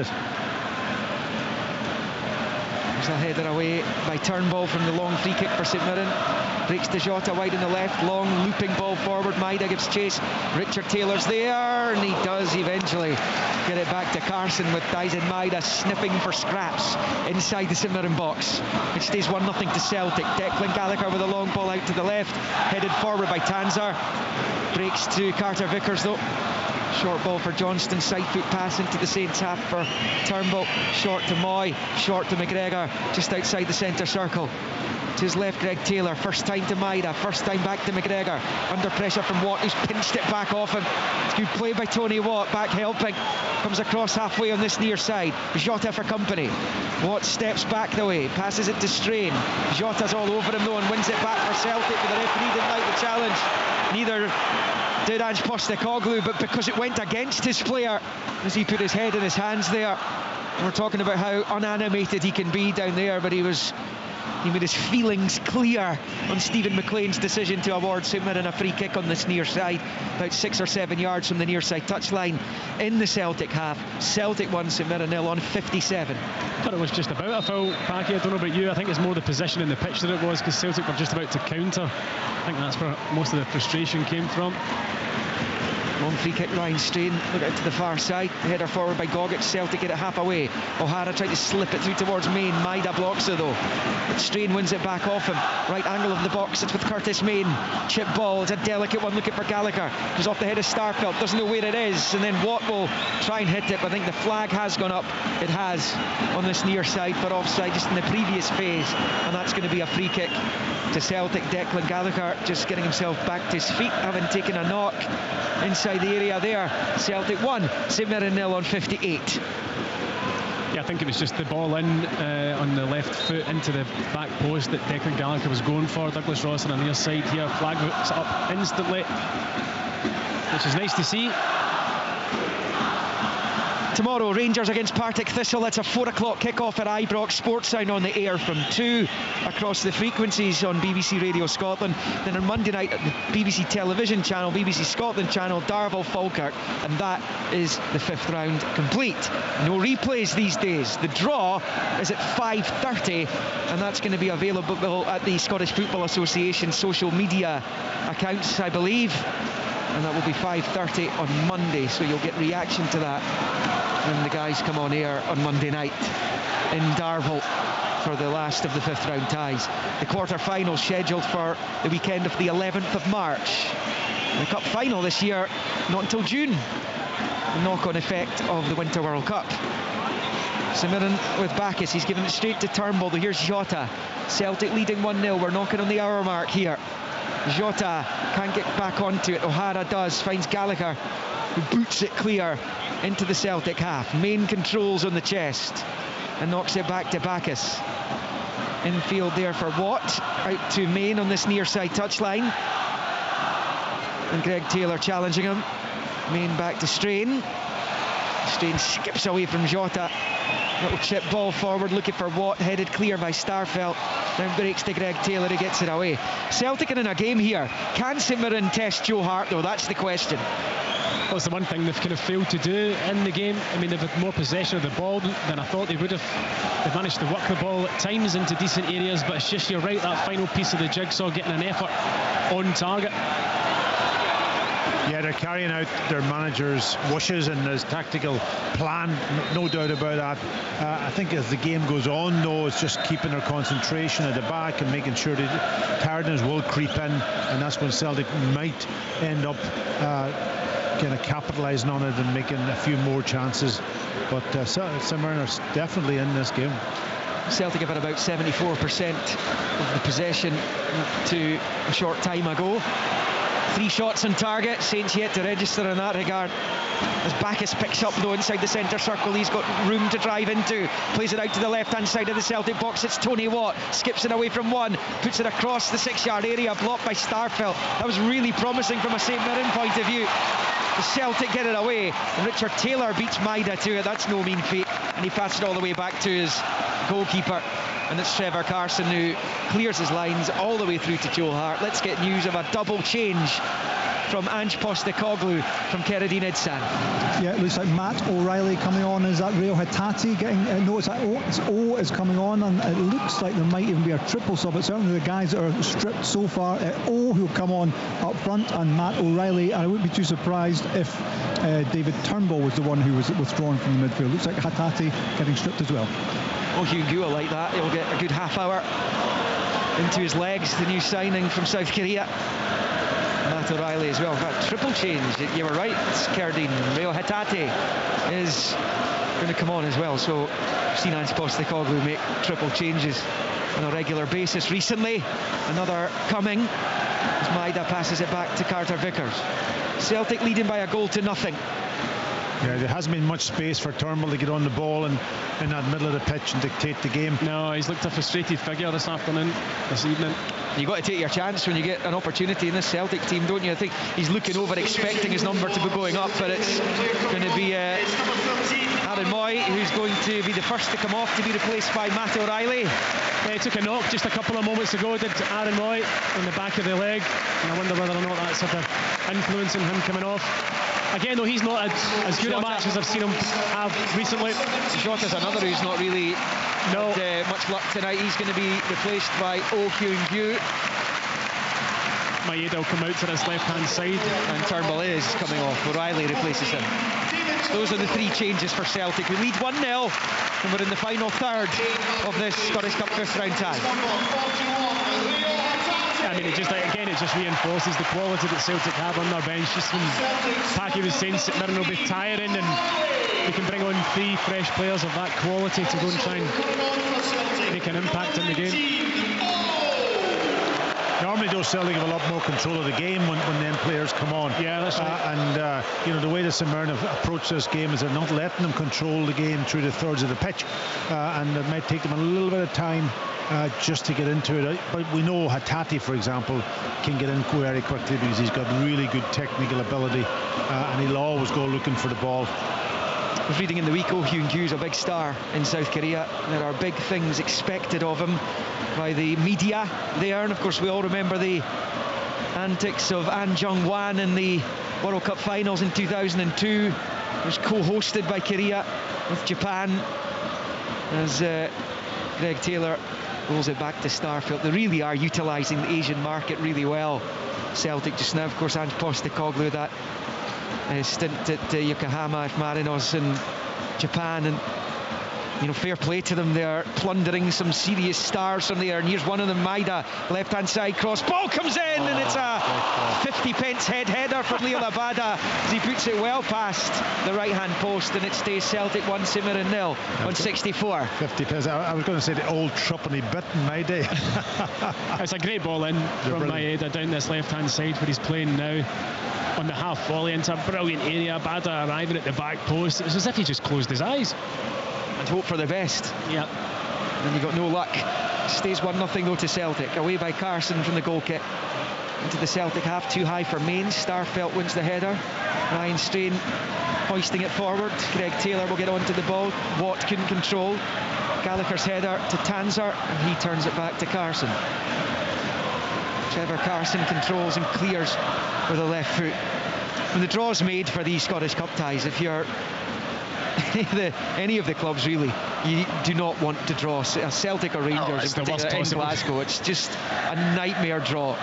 Yeah, but in saying that, what have we? 4 championship potential, maybe 5 potential championship teams in the quarter-finals. So this year you have a great opportunity to maybe even get through to a final. Well, you're going to have at the very least a team from League One. You may well have a team from the 6th tier, the West of Scotland Premier League, in the quarter-finals. And given they beat Premiership Aberdeen, Darvel will 100% fancy their chances against Falkirk, albeit the Bairns are going into that one in decent form. Very good form, in fact. Yeah, they're in great form. Our Falkirk going well. I mean, it's a hard one to call. Falkirk should win the game, but we said all this before the Aberdeen match, of course, Liam. In the 6th tier, but the players that Darvel have played at much higher level. Yeah. I agree. Ian McShane, for example, is a League Cup winner. Ross County, not too long ago. As Celtic pick up Starfelt from Carter Vickers, rolling it to Greg Taylor. We have played almost 21 minutes of the second half. Celtic continue to lead 1-0. It's Greg Taylor who passes it back to Maida. Oh Hyun-gyu's going through the middle now. He'll be looking for his first Celtic goal tonight. You can be guaranteed he'll want to break his duck pretty quickly. You have to at a club this size. It's Greg Taylor finds good defending by Declan Gallagher though. Now it's with O'Hara under pressure. Eventually combination of and O'Reilly managed to win it back for Celtic as Starfelt picks up and finds Carter Vickers. It'll be quite good if Matt O'Reilly and Oh Hyun-gyu don't combine too often. Owen O'Reilly. As Greg Taylor flicks it in field for McGregor. Foul there by Bacchus. Free kick Celtic, right in front of Ange Postecoglou, and Greg Taylor's gone down from that. And I think the first yellow card's going to be presented at Keanu Bacchus. Celtic 1, St Mirren 0. Yeah, he was late. He just caught him in the back of the ankle and stamped down on him. But Greg Taylor's back on his feet and ready to go. Already through to the quarter-final draw. Nice place to be. Our Heart of Midlothian, Raith Rovers, Kilmarnock, Cally Thistle, Ayr United. Celtic, as it stands, will join them. Rangers, Partick Thistle tomorrow. Darvel, Falkirk on Monday evening. Full coverage across BBC Scotland. Radio for tomorrow's match, telly for Monday's. Then on Wednesday, back in the radio here on BBC Radio Scotland, Motherwell against St Mirren in a crucial Premiership match for both clubs. But Motherwell, you feel, have to start getting something going, or they really could be in the mire. They're not already. Richard Taylor rolling it out to Tanser on the far side. Main under pressure, goes down, bounced straight back up, in fairness to him, but it is a free kick, says Stephen McLean, for Saints. Midway inside Celtic territory, left of centre.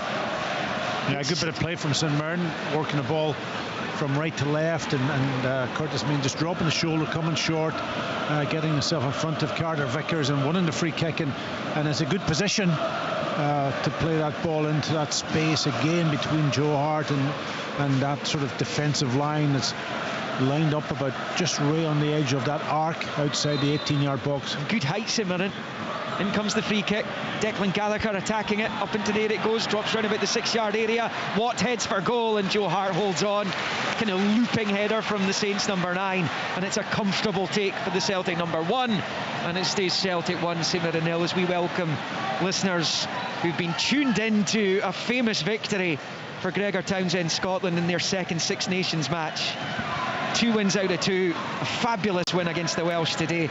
So hello to you if you've been tuned into the action and the drama in the capital here in the Scottish Cup 5th round. It's Celtic leading St Mirren by a goal to 0, scored by Daisen Maida on 16 minutes. As Bacchus attacks for St Mirren, plays it off Starfelt, comes right through to Hart. He'll hold on, and it stays 1-0 thanks to that Maida goal. Wins the big game now, Scotland, Ireland. 12th of March. There we go. In Edinburgh. You've no chance, Packy. You've no chance. There is Starfelt, who knocks it out to Taylor, and Maida on this near side. Daisen Maida up against Strain, rolls it back to Taylor, Greg Taylor. Now Starfelt to Joe Hart. So the one thing you would say Stephen Robinson must have said at half-time, look, let's make sure that we're still in this cup tie as we go into the final quarter of it, as you go into the final 10, 15, 20 minutes, be in the tie, and right now St Mirren are. They are, and I think you'd expect to see Stephen Robinson make a change in a kind of positive manner to try and go after the game, although Celtic are in the attack. Abada, right-hand side of the Saints box, chip ball, takes a deflection, breaks out to this near side. Oh Hyun-gyu chasing it down, and then it looked like a foul on Marcus Fraser, and indeed it is a St Mirren free kick. And it looks as though Saints are going to make a couple of changes, 2 anyway. Cardine. Thierry Small, the left back up from Southampton's coming on. Greg Kiltie too, just looking to see who's coming on off for Kiltie. Janu Bacchus off and Kiltie on. Yeah, Scott Tanser's coming off as well, isn't he? And on comes Small. And Tanser, his dead ball prowess goes as he is substituted, and on comes Thierry Small, as Cardine was saying, on loan from Southampton. He's only 18, but certainly not small in stature, Tomo. No, he isn't. Irony. Long ball there from Carson, header from Starfelt onto the chest, and Maida, brilliant skill, driving down the left-hand side, checks his run, midway inside the St Mirren half. Gogic for company, Gogic with the challenge, Maida gets away from him, runs into Fraser, breaks to Hatate, now it's with O'Reilly, first time ball across, comes to the back post for Abada, gets away from the goalkeeper, blocked on the 6-yard line. The Celtic fans are howling for a handball, howling for a penalty, as eventually goes out for a throw. checking it. They will be checking it.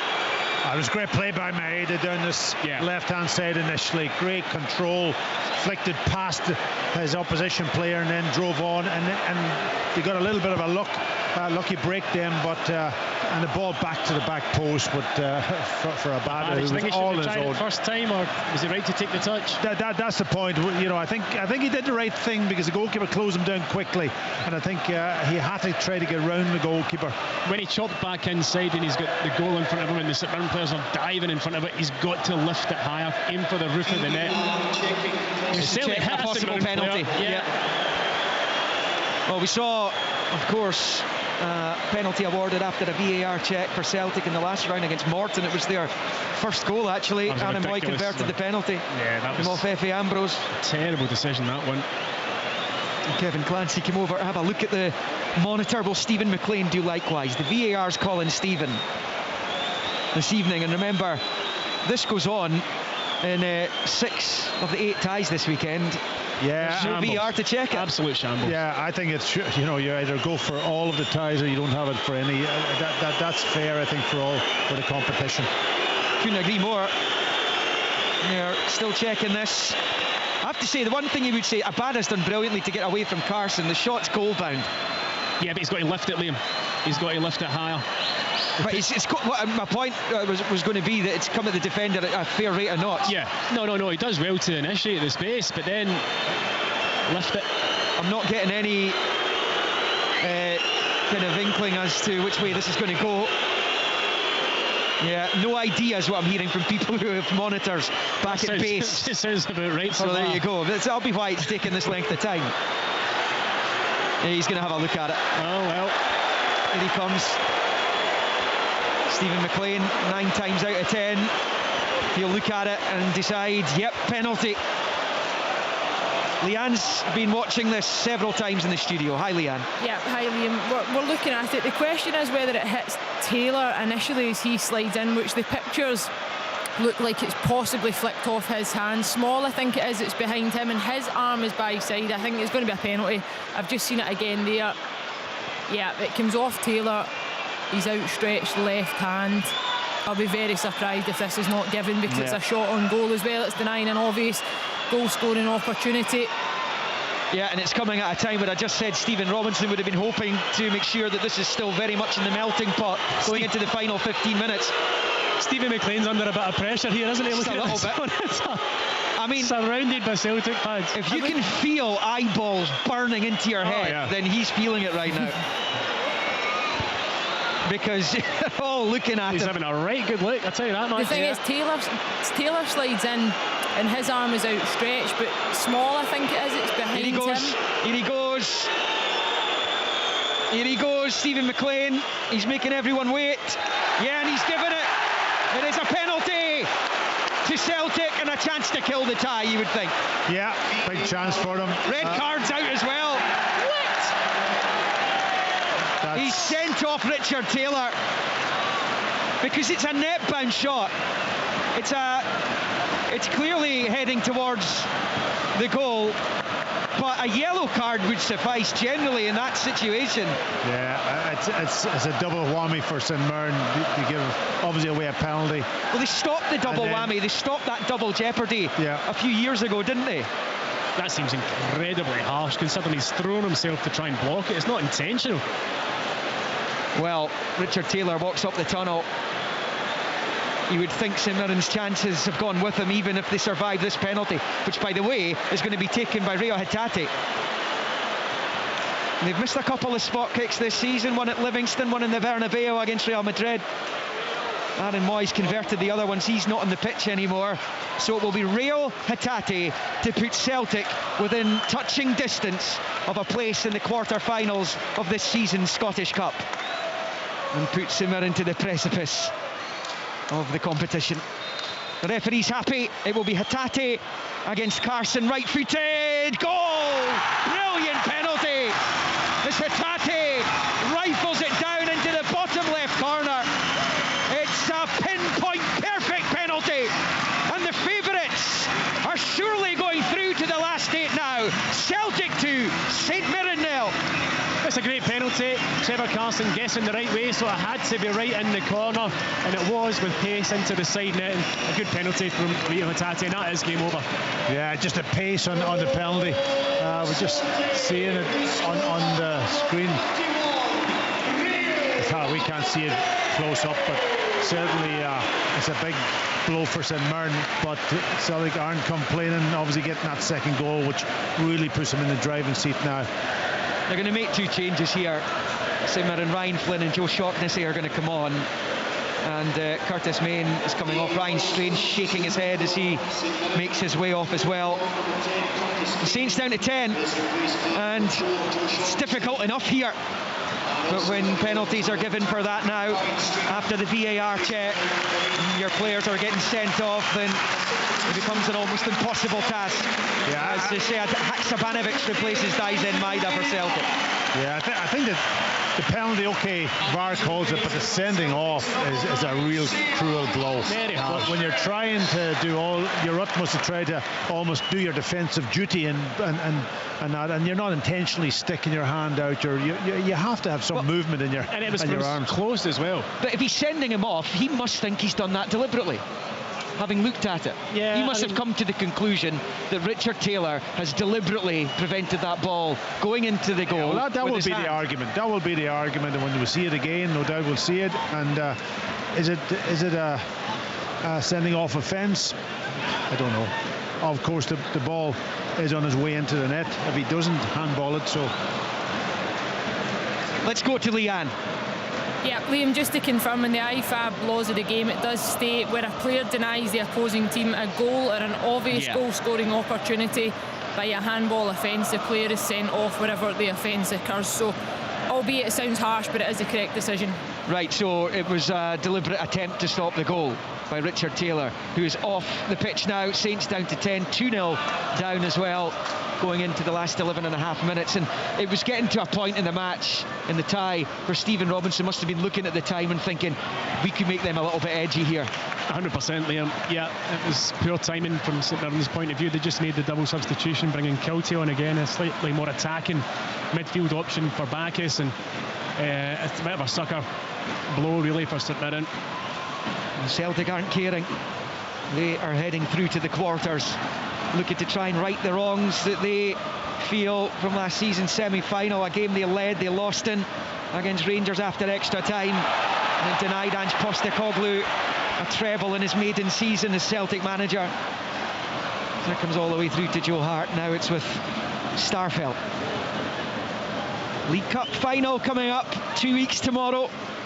Chance to retain the trophy they won last year.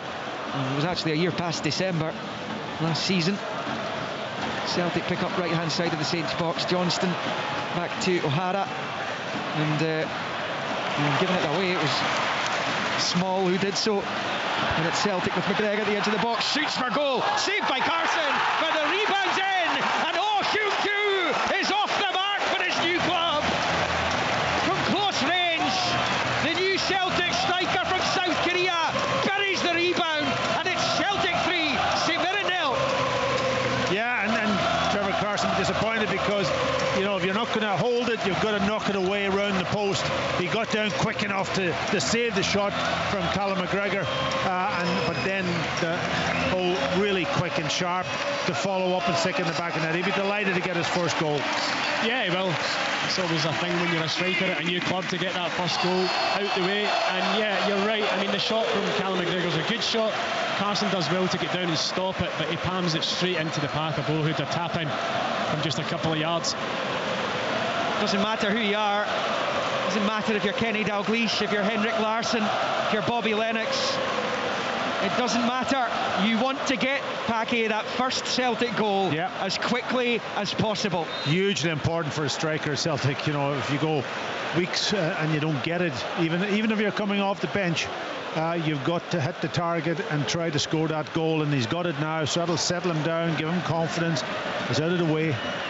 The thing is, 3-0 now looks very comfortable, doesn't it? But it's not really been the case in the game. And the fact is, Celtic could score another couple here. 81 minutes played. There are hungry players on there. Haksabanovic, you all want more. St Mirren down to 10 as well, and it's Abada who moves it back and then out to the right hand side.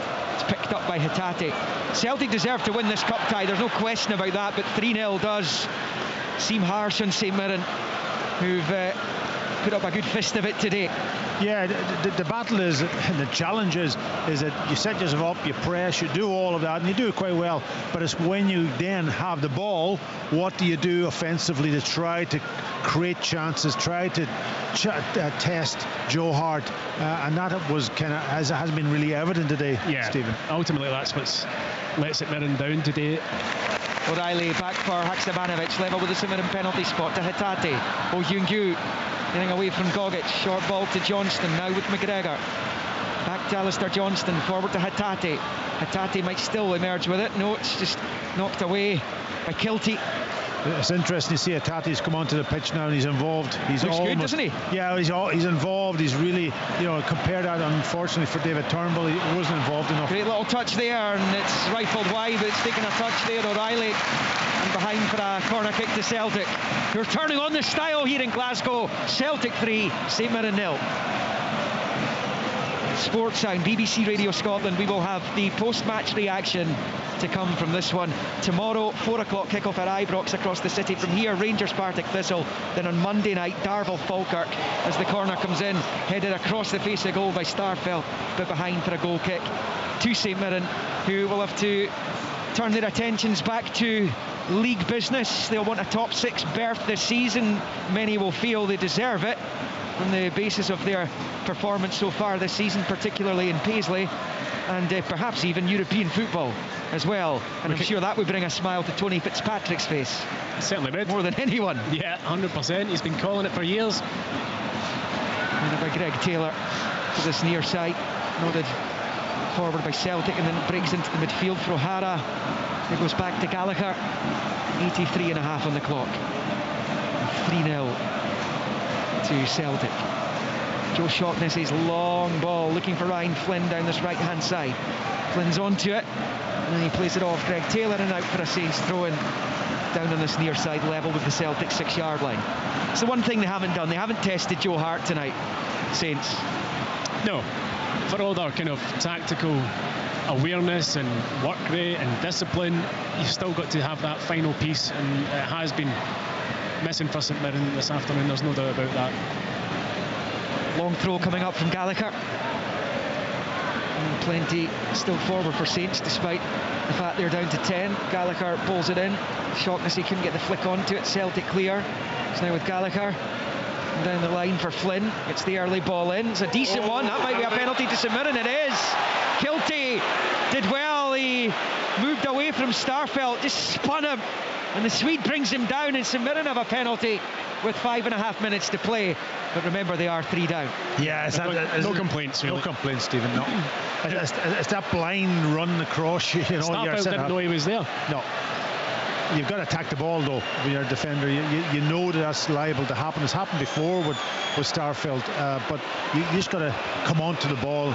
If you hesitate at all, and Greg Kiltie did well to run across him, but certainly it's a penalty. I think he's caught him.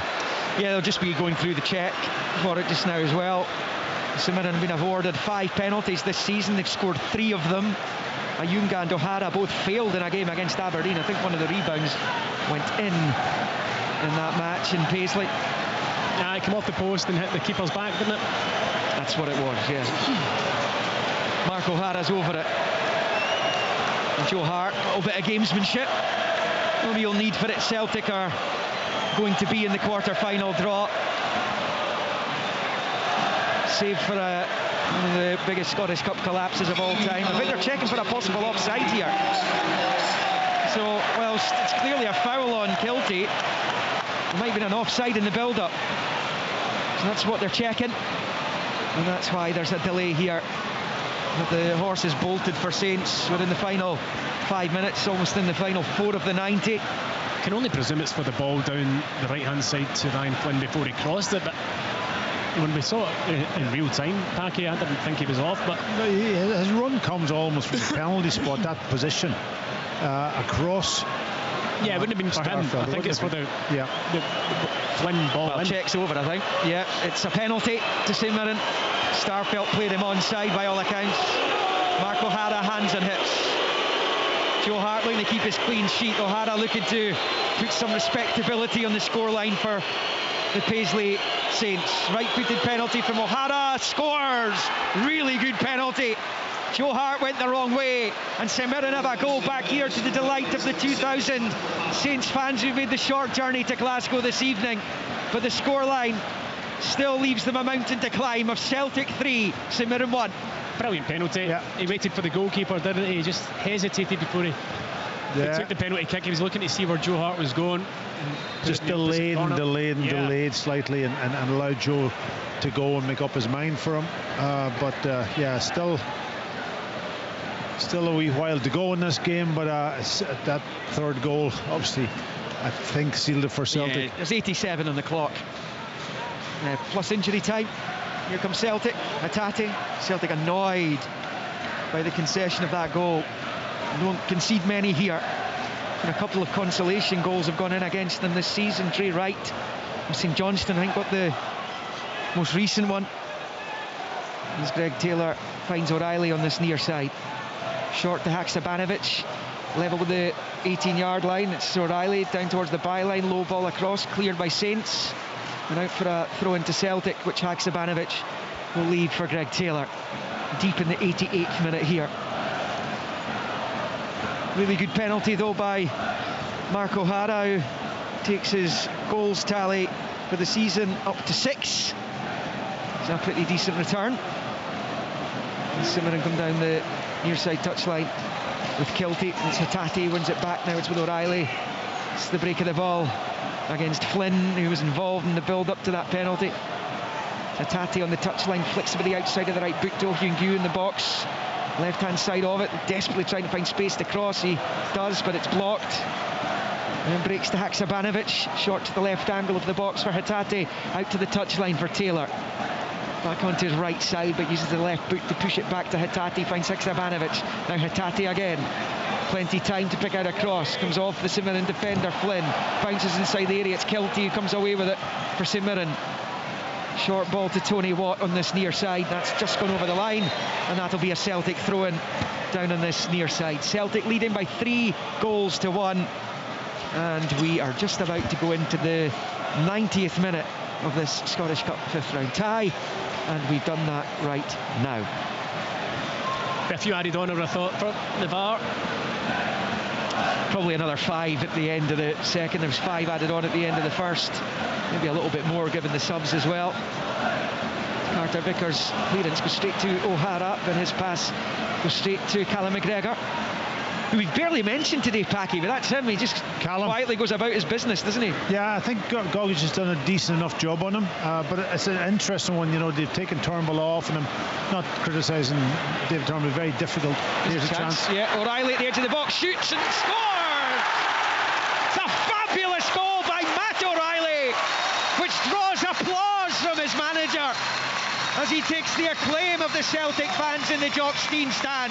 That absolutely rubber stamps Celtic's place in the quarter-finals as they try and seal a domestic treble this season that would put them outright top in the Scottish football charts of clean sweeps.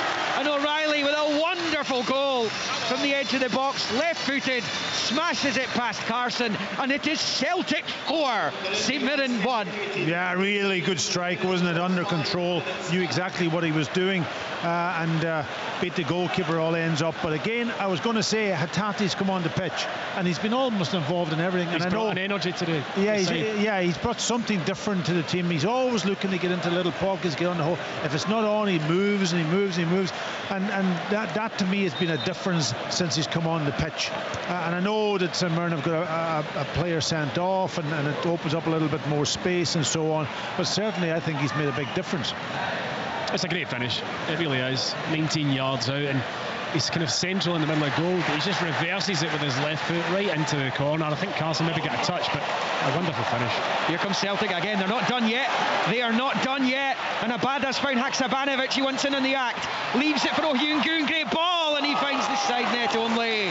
Really good chance. He'd two waiting for a pullback as well, and Hatate and Abada could not resist it himself, but it stays Celtic 4, St Mirren 1. We're in the second of 5 minutes added.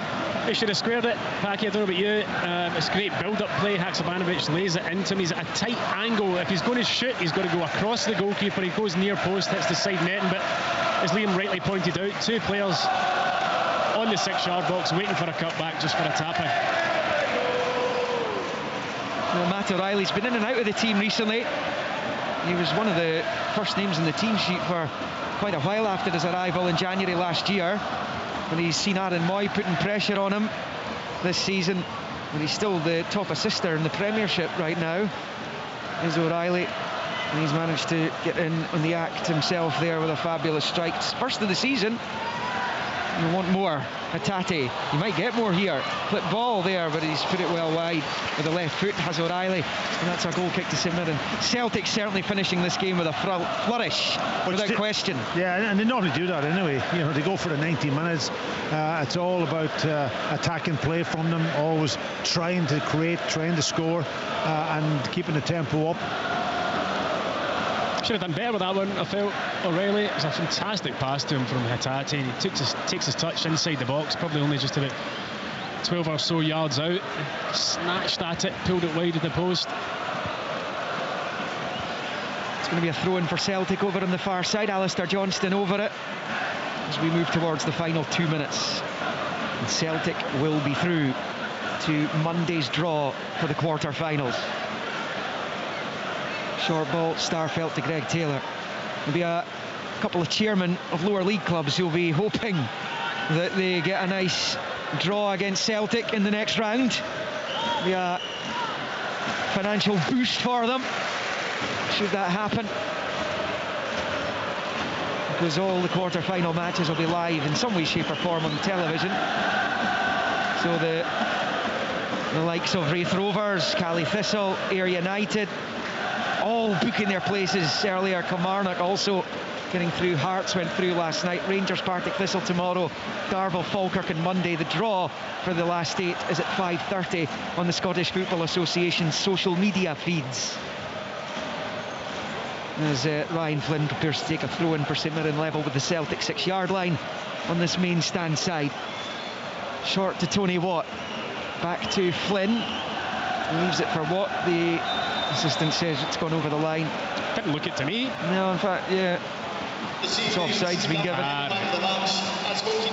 So we're into the final minute of 5 at the end of the match here, as Callum McGregor plays it short to Taylor and gives it back to McGregor. I was saying Cameron Carter-Vickers doesn't get the headlines. Well, he's just been named the Celtic sponsors man of the match tonight. Sometimes doesn't mean too much, the old sponsors man of the match. But anyway, yes, these are a good match, there's no doubt about that. A couple of good challenges in that first half to prevent St Mirren shots. Yeah, it's interesting though, there's the defender that gets it when you've all those attacking players on the pitch. Celtic on the ball, just to the edge of the box. It's Hatate who scores! Another goal! Celtic 5, St Mirren 1. And listeners who are waiting for Take the Floor will get that in BBC Radio Scotland 92 to 95 FM.